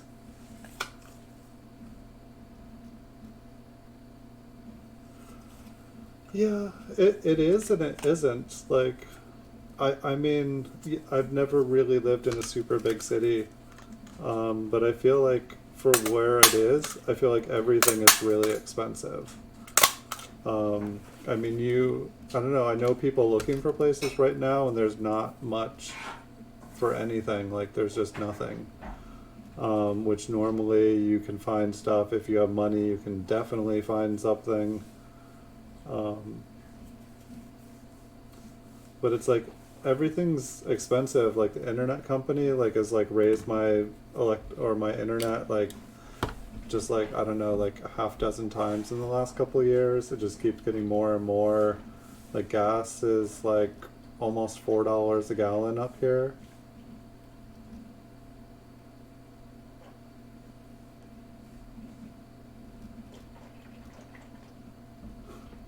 Yep.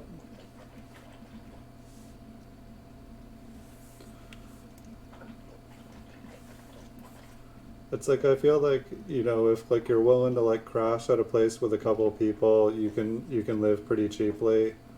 But by the time you kind of want privacy up here, I don't know. I guess in a big city, you'd probably get less space. Um, but I feel like it's like once you try to get privacy out here, that's when it gets a little bit, unless you own your own place. But then you're still gonna have a mortgage and stuff too.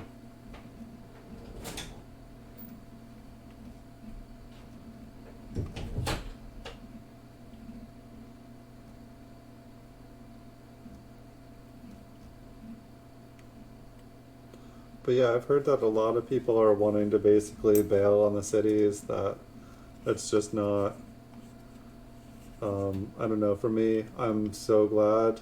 Like, I wouldn't even leave the house if I lived in a city right now. I would totally just never leave. I'd like totally be Amazoning everything.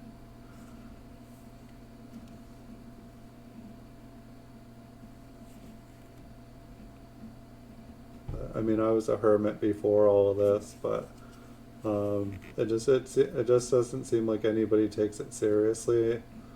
Um, and I don't know. I guess I want to live.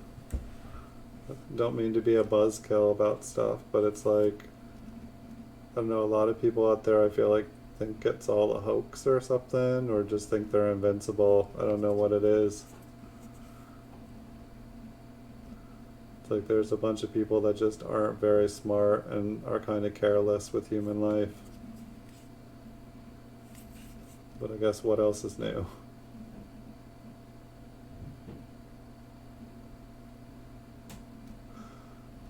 Yeah, I think that's what I was reading, is that basically there'd be exodus from the big cities. Like I feel like it's, I think this one might be an RPM here. It's pretty minor. Um, but it's like I feel like, like a lot of the inner cities used to be slums. And then all of a sudden the gentrification happened, and like the rich people come in, and then I feel like, now all of a sudden they're like, okay, let's get out of here. And so they're all wanting to move back to the country and have privacy. And then they're all going to move to the country, and they're going to be like, there's like snakes and ticks and bears and like, crazy people out here. And then they're all going to want to move back to the city. But by that point, all the young people that lived in the, like the country, they're all going to get pushed out of there and pushed back into the cities. It seems like it's like kind of, it's like a big circle. Hey, have a good night, Kayla fan number one. Thank you for stopping by. Be well. Have a good night. See you again in the future, I hope.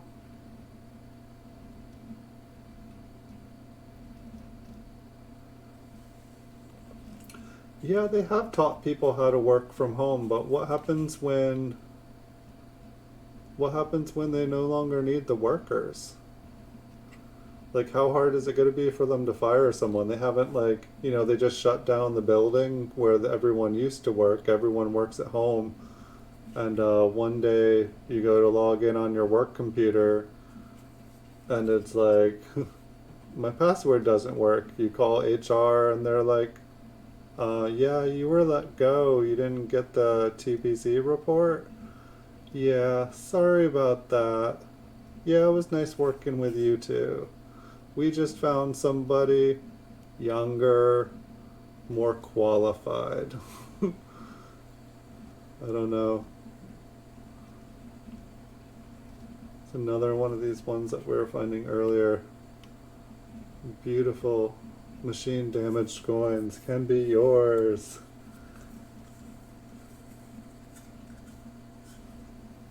I mean, I like the fact that people can work from home. Like, I mean, I don't know any, I don't know. It's yeah. I think I would prefer to work from home. I guess I kind of do. Um, it's like I can, at least I work by myself.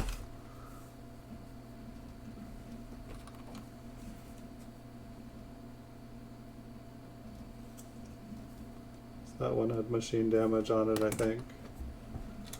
But yeah, it seems like people are going to move out of the cities. Some of the shows I was watching was saying that basically, like the big fancy rural places off the grid, that people were basically just having like bidding wars, and stuff was just getting bought sight unseen. Um, it definitely does not seem like the time to invest. I mean, maybe once this pandemic is over, it would be the time. But then it's what happens in the next pandemic, if another one comes. It's like, we're slowly, pushing animals out of their habitats and living closer and closer to them. We're, I don't know, it's like something like this could happen more often. Like the more things like this that scientists have to play God with in a laboratory, they could release something like this whenever they need a reason to. It's like, we could like basically cure this version of it, make vaccines, but then, people in a lab could, be mutating it and create an even more lethal strain, and then they can just release it whenever it's convenient. Sorry, I know. Happy thoughts. Happy thoughts. Happy thoughts. Who's got a happy thought?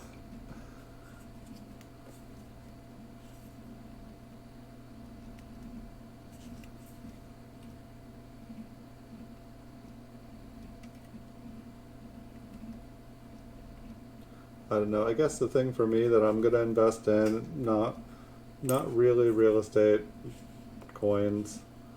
I don't know. I still have like mortgage and stuff to pay down. I figure if I can get mortgage paid off, then really it reduces my total costs of living by a huge amount.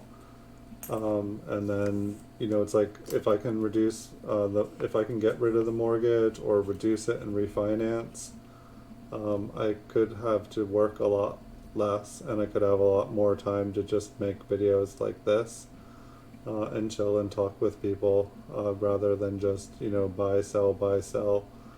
I like buying and selling coins. I'm glad it's what I do. But like lately, after expanding from like pennies to nickels to dimes to quarters to half dollars and dollars, I'm spending about an hour a day going through all the auctions and buy it nows like every day. Um, and while it was kind of fun and exciting at first, like kind of like scrolling up and down and up and down and up and down, it kind of gives me a headache after a while.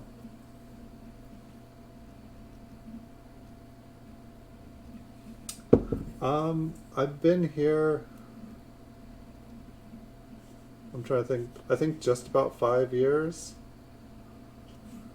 So I've been in it, but I actually bought it. I bought the place with a hard loan, because when I got it, I was just life circumstances wouldn't have allowed me to take out a traditional loan, so I had to basically go to a loan shark and be like, hey, I want to buy this house. Will you lend me like a completely unreasonable interest rate?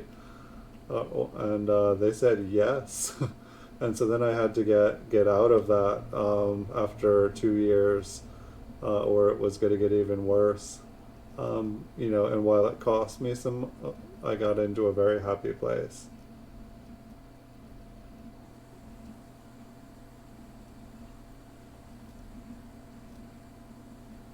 Yes, no, I got at a very good time, and the situation that I was in, it was, the woman that I bought the house from. I think that this is an RPM here.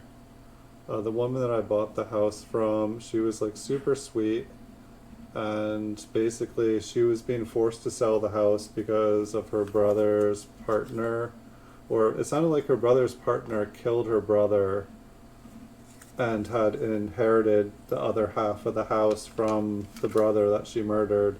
And so she was basically having to move out of the house because she had been living in it, and she just wanted it to go to someone nice, and she didn't care, and she was just like, I'd rather sell it to you for less and know who's going to live here, than she was, I don't know, I just lucked out. She was like really awesome.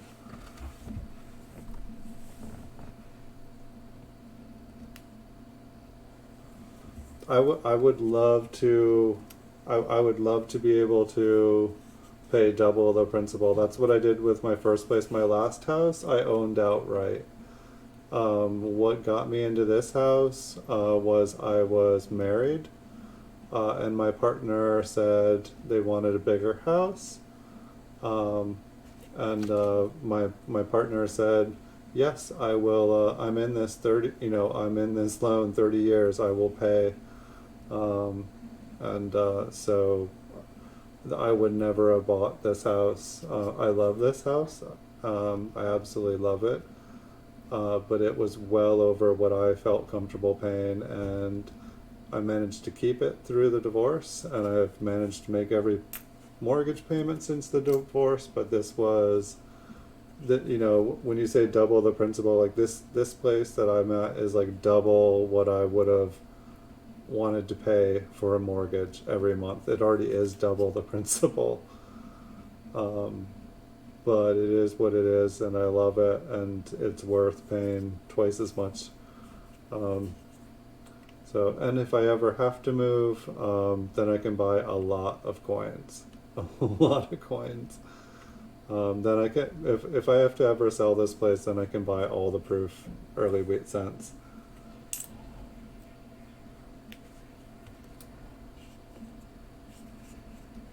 It's like my backup plan. If everything goes terribly wrong, then everything starts. Wait, did I just... Alright, let me see this one.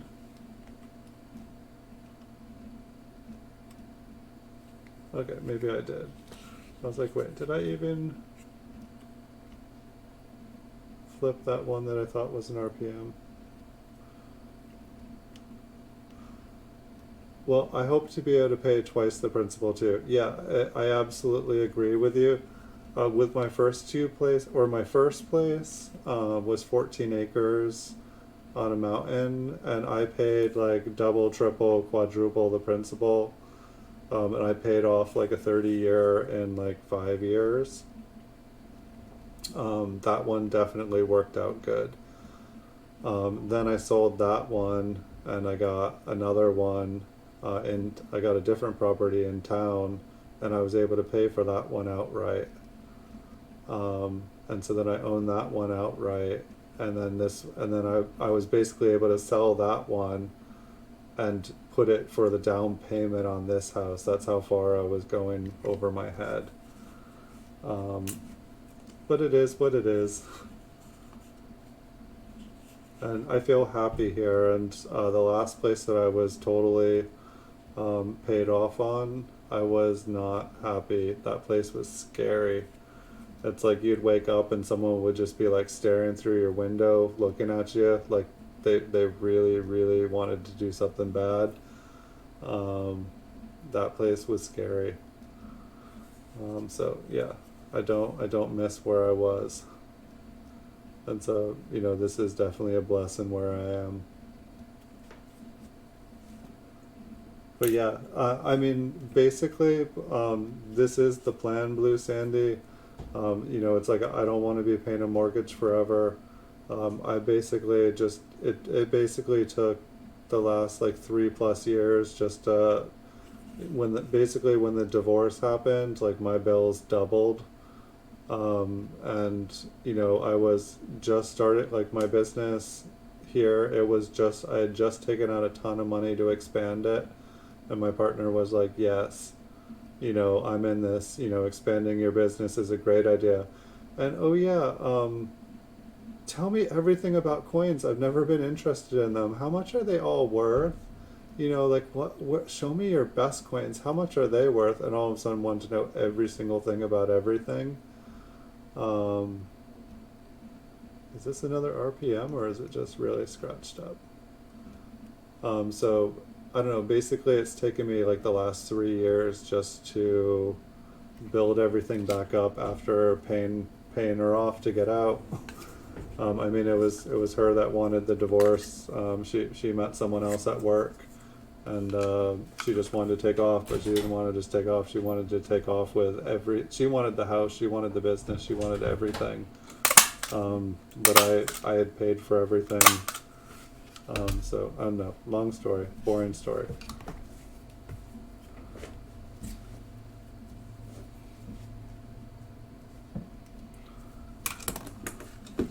On the bright side, life goes on.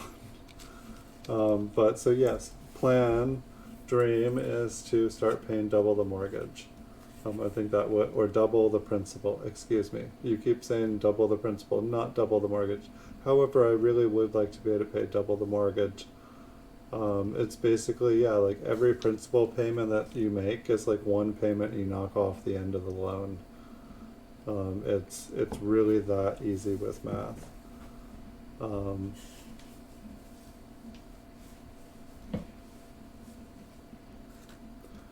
yeah, it's amazing. Like it's like you look at like a 30-year loan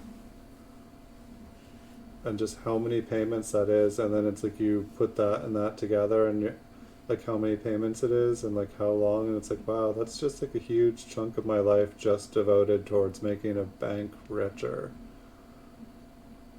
But it's also funny that, you know, that's the price of a house, and if you want to, you know, own a house and not, you know, rent from someone else, you basically have the choice. You can rent from someone else, or you can, you know, pay a bank, or you can go to a city and work really hard and make a bunch of money. Yeah, I had to change from the loan shark to the traditional financer. Actually, the first place that I did a owner, the first place I bought, I did a owner will carry, and they did kind of, it wasn't a hard loan, but it was a high loan. They thought I was going to default on that, and I showed them. Um, I mean, you know, high interest loans, when a bank isn't giving you, a bank would have given me a loan, but they were only going to give me a home when I was making like 12 bucks an hour for a $300,000 place, where they wanted me to buy a 3 bedroom house. And basically, if I was ever sick, if I got fired from a job, if any life event happened in 30 years, I would lose that house because I couldn't afford it. It, like, if I took a day off of work, I would miss a mortgage payment. They were literally leveraging me for every penny. Um,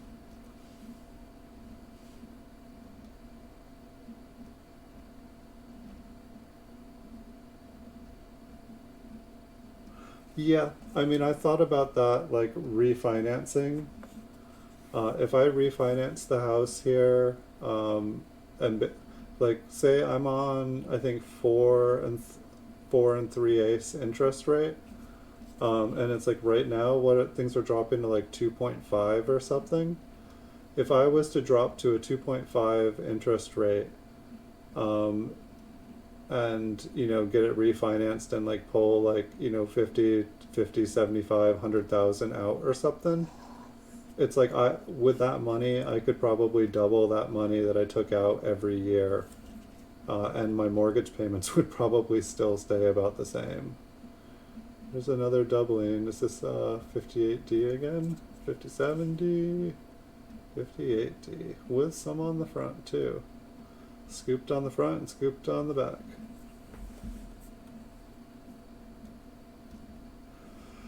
Yeah, well, that's the thing. I'm working hard on, you know, let's put it this way, my business has increased sales by 1,000% in the last year. Um, and yeah, so I'm working hard on it. I want to be able to go to a bank and say, here's my tax returns. This is how much, you know, my sales are. But banks themselves, they want, you know, they want to see that person who works 40 hours a week and has, you know, like, they want to see the right income to debt ratio, is what they want to see. I don't have any credit cards other than PayPal credit. Um, like I don't have any student loans. I don't have any debt except for home debt.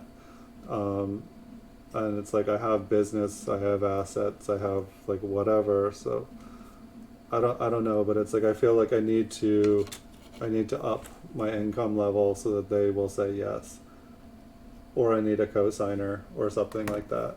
It's just when you're self-employed and you don't have I mean, one thing I could do is I could get a full-time job somewhere in the pandemic with like 20% unemployment rate. I could get a full-time job somewhere, work it for 6 months, and then yeah, they probably would give me. But I figure if I can get my sales up as high as possible, um, I can't imagine. They send me things all the time saying I'm pre-approved. I just don't believe that they'll do it. Yeah, that's what I've pretty much seen. Like when the divorce happened, I talked and was like, hey, this is the circumstance. I've been the one paying it. Yeah, they had the 9 to 5 job, but I was the one that was paying it. Um, and it's like I've never been late. It's like they're like, oh yeah, you don't qualify, you don't make much, but I've been paying it at a higher rate. Like how could I not afford it? Like this is more than guaranteeing you're going to get your money. Because I'm going to be better off, therefore I'm going to be able to pay it. No, no, we don't want you to pay it off faster. No, we don't. We don't want you to pay it off. We want you to foreclose.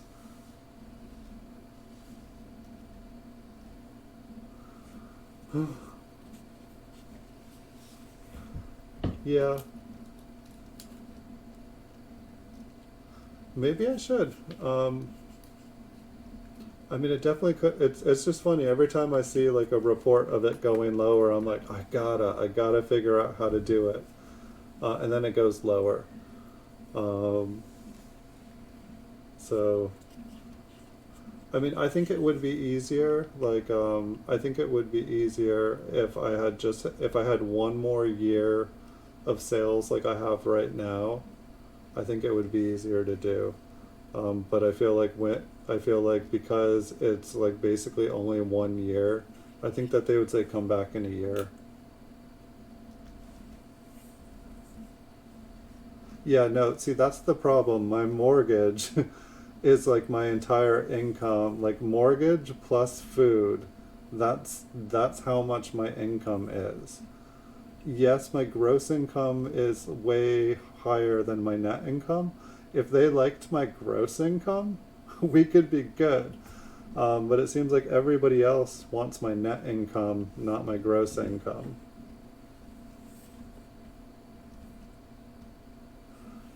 Just everything all across the board accredited coins. I mean, really, I think it was just about this time last year.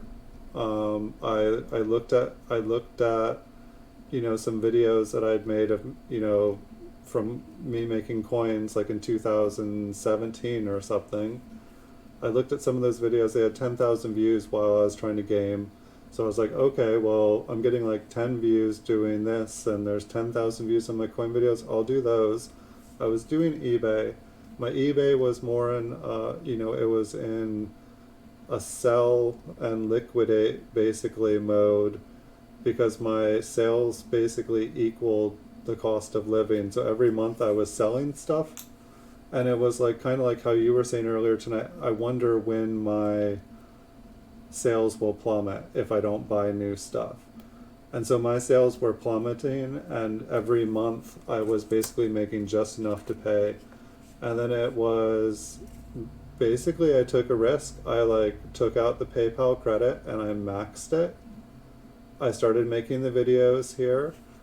And by making the videos, I feel like I was able to present something on eBay that other people weren't doing, make buying coins sight unseen easier for people, and really work on trying to bring the hobby of coin collecting into the future. And so I feel like there was smarter buying, there was smarter selling, but it basically was, like I had coins, but it was like there was the holes. So everyone who bought from me, they had already bought everything they needed from the collection. And so I had a lot of coins still, but just I had what everybody already had. And so what I needed to do was basically go and buy the coins that I didn't have or hadn't gotten before, because those were the coins that people were looking for. And so I basically just sat and bought the coins that I knew from past experiences were the ones that sold quick, and I had to kind of ignore the ones I wanted and stuff, and that helped. Yeah, I took a big risk. It was like basically like total, it would have been total fail and crash. Yeah, I think before, right about at the divorce, I had about 3,000 coins. At that point, I had actually decided to go nickels, dimes, quarters, half dollars, and had just begun to buy, kind of like I have in the last month. And then that's when I got the big D. And so then all of a sudden, I had, all these backups, I had all this, financial stuff, but I basically had over leveraged myself. And so basically, when the divorce happened, I had to pay out, and then I was paying off I had like maxed out the PayPal credit. I think I still had like $20,000 of student loans. I just had way more debt and was not, ready to do it. And so like basically the last 3 years I was just paying off all the debt so that then I could generate income again. But yeah, it was a lot of risk.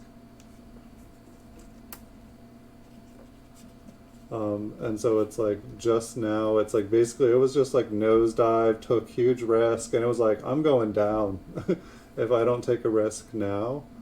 This is my last chance to take a risk. And it worked out. And I would say, I don't know, it's weird. Like I don't know, other than making videos here on YouTube, I feel like that was the biggest thing that changed.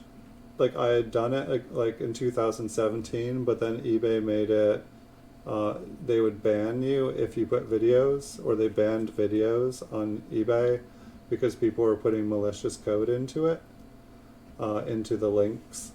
And so, but it wasn't until they started to allow HTML5 that you could do videos again.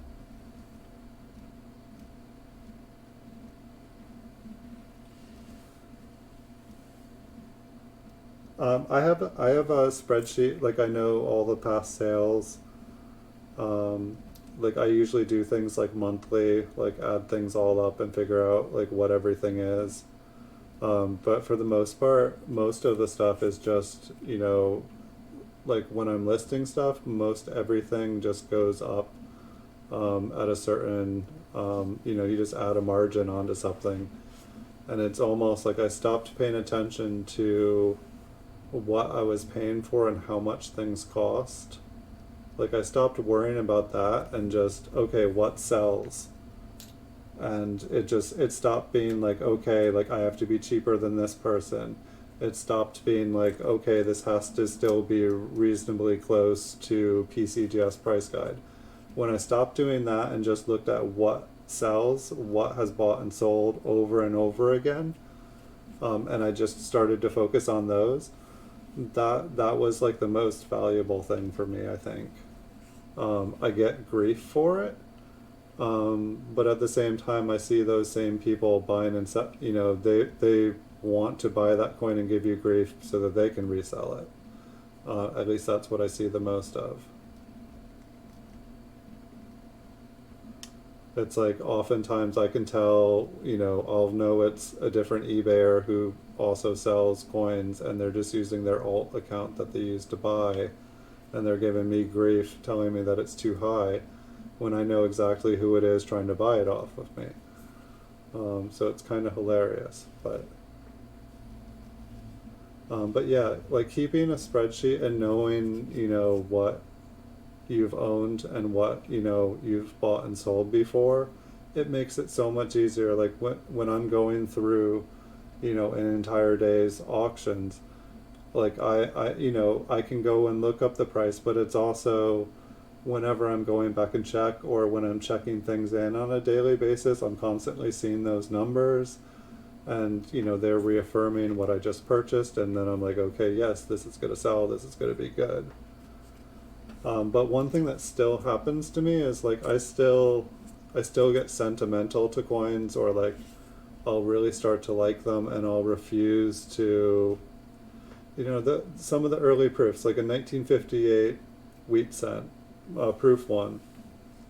I love them. Like today I bought a proof 67 1958. I probably have like 60 of them. And I sell a few a year. And I could lower the price and I'd probably sell more, but it's just a coin that I like. I think that they're beautiful, and I buy way too many of them because I like them.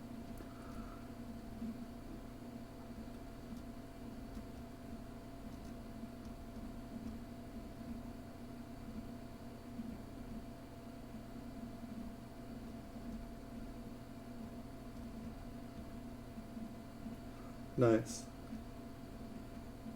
I mean, pretty much like just the PCGS spreadsheet does pretty much all of that. Because, with the PCGS, when you buy the coin, you enter in the cost of good, the date. When you sell it, you put the sold. Um, I guess it's not giving you the revenue, profit, and margin there.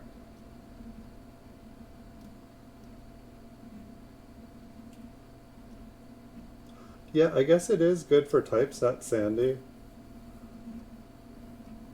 And I mean, it's like also, it's like when I look, it's like, they made a lot more 1957 proofs than they did 58s. I was actually amazed. Like, I thought the 58 would have been the more common one.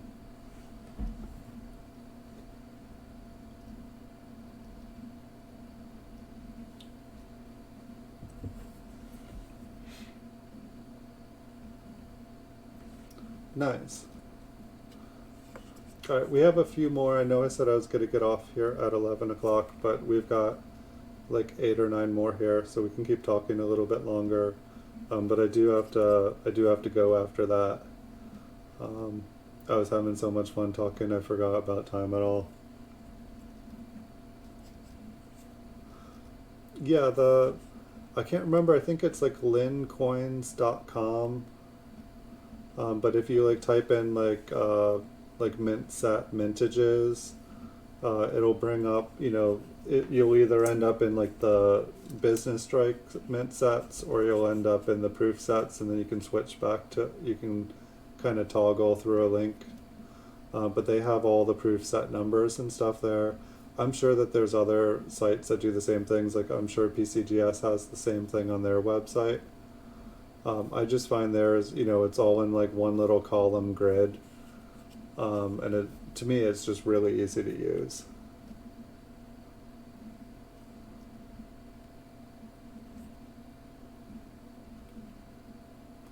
I guess it's like I used to use like PCGS numbers, and then I like realized, or then I found out like, okay, that's just the ones that have been certified or known about, but that's not the total amount. Even though I feel like I've been seeing, when you look up a certain coin, it'll tell you what the mintage was for it. But I guess I just like having them all next to each other. But I found that to be like a handy site. It's like, when I'm thinking about buying the 1936 proof, and I go and stare at that, and it's like 3,800 proof sets made for this year. It's like all of a sudden, it's like, okay, me and 3,799 other people will have this coin, but how many of these coins exist anymore, and how many of them have been destroyed or lost in time?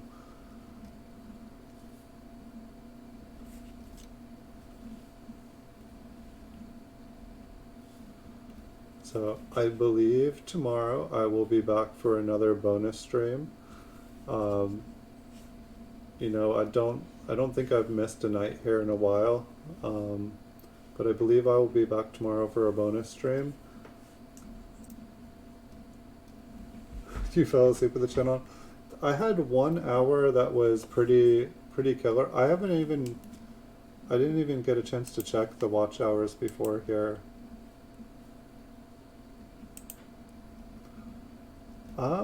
Just about normal. I would say it's up higher than it was yesterday, so maybe that helped. I'm just checking out the revenue for the last. It looks like I made $1.33 in revenue, or maybe I got a super chat that day. It didn't. Hold on a second. I know you guys aren't able to see what I'm seeing. That's not where I wanted to go.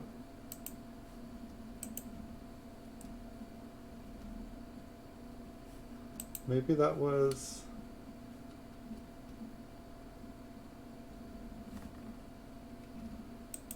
I don't know. I'm getting lost. I'm tired. But thank you for watching, even if you're sleeping. I appreciate it, Blue Sandy.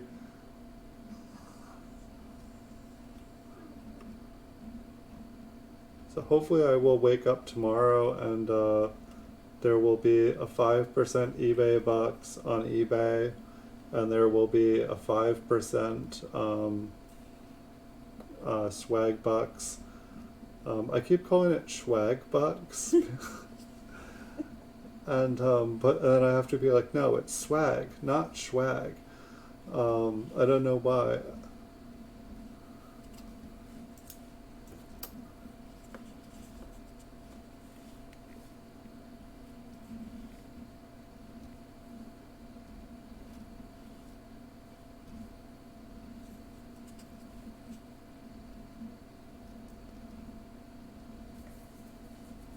Looks like there's a little bit of color on this one.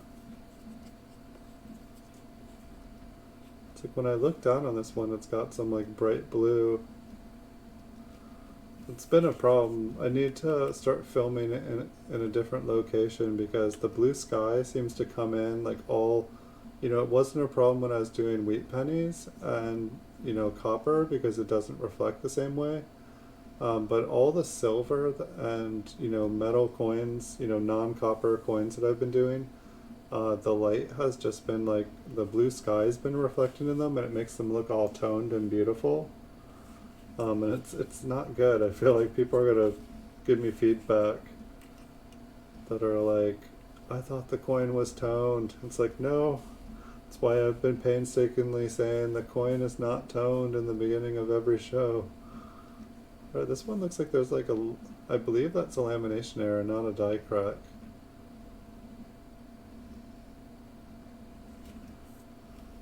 I didn't even notice it. And you know what? I don't think I would have noticed it if I wasn't checking for Lincoln's eye. It's like I really can't even see it. There it is.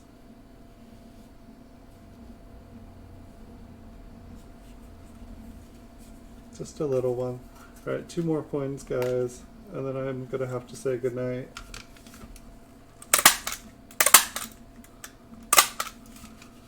One of these days, I'll be able to pay double principal off enough times, and then I won't have to work as much, or just work when I want to, and then I can do all-day streams here for you guys. So this one was a lamb.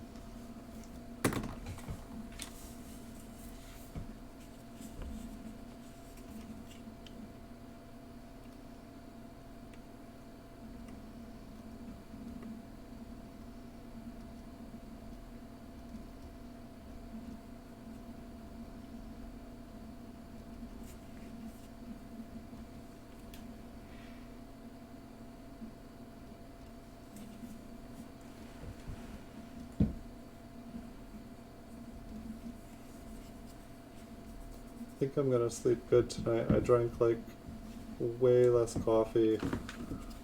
Like the last couple of nights on the stream here, I've been drinking coffee like the whole time. And tonight's like the first time that I was able to make it through the day. But tomorrow's gonna be a long day. Hopefully it's a great day. I can tell you guys all about it once it's happened. But I hope you guys all have really good days. Tomorrow, get some good sleep, everyone. Stay well. I know we're still looking at a coin, but my plan was to get off here by 11 o'clock tonight.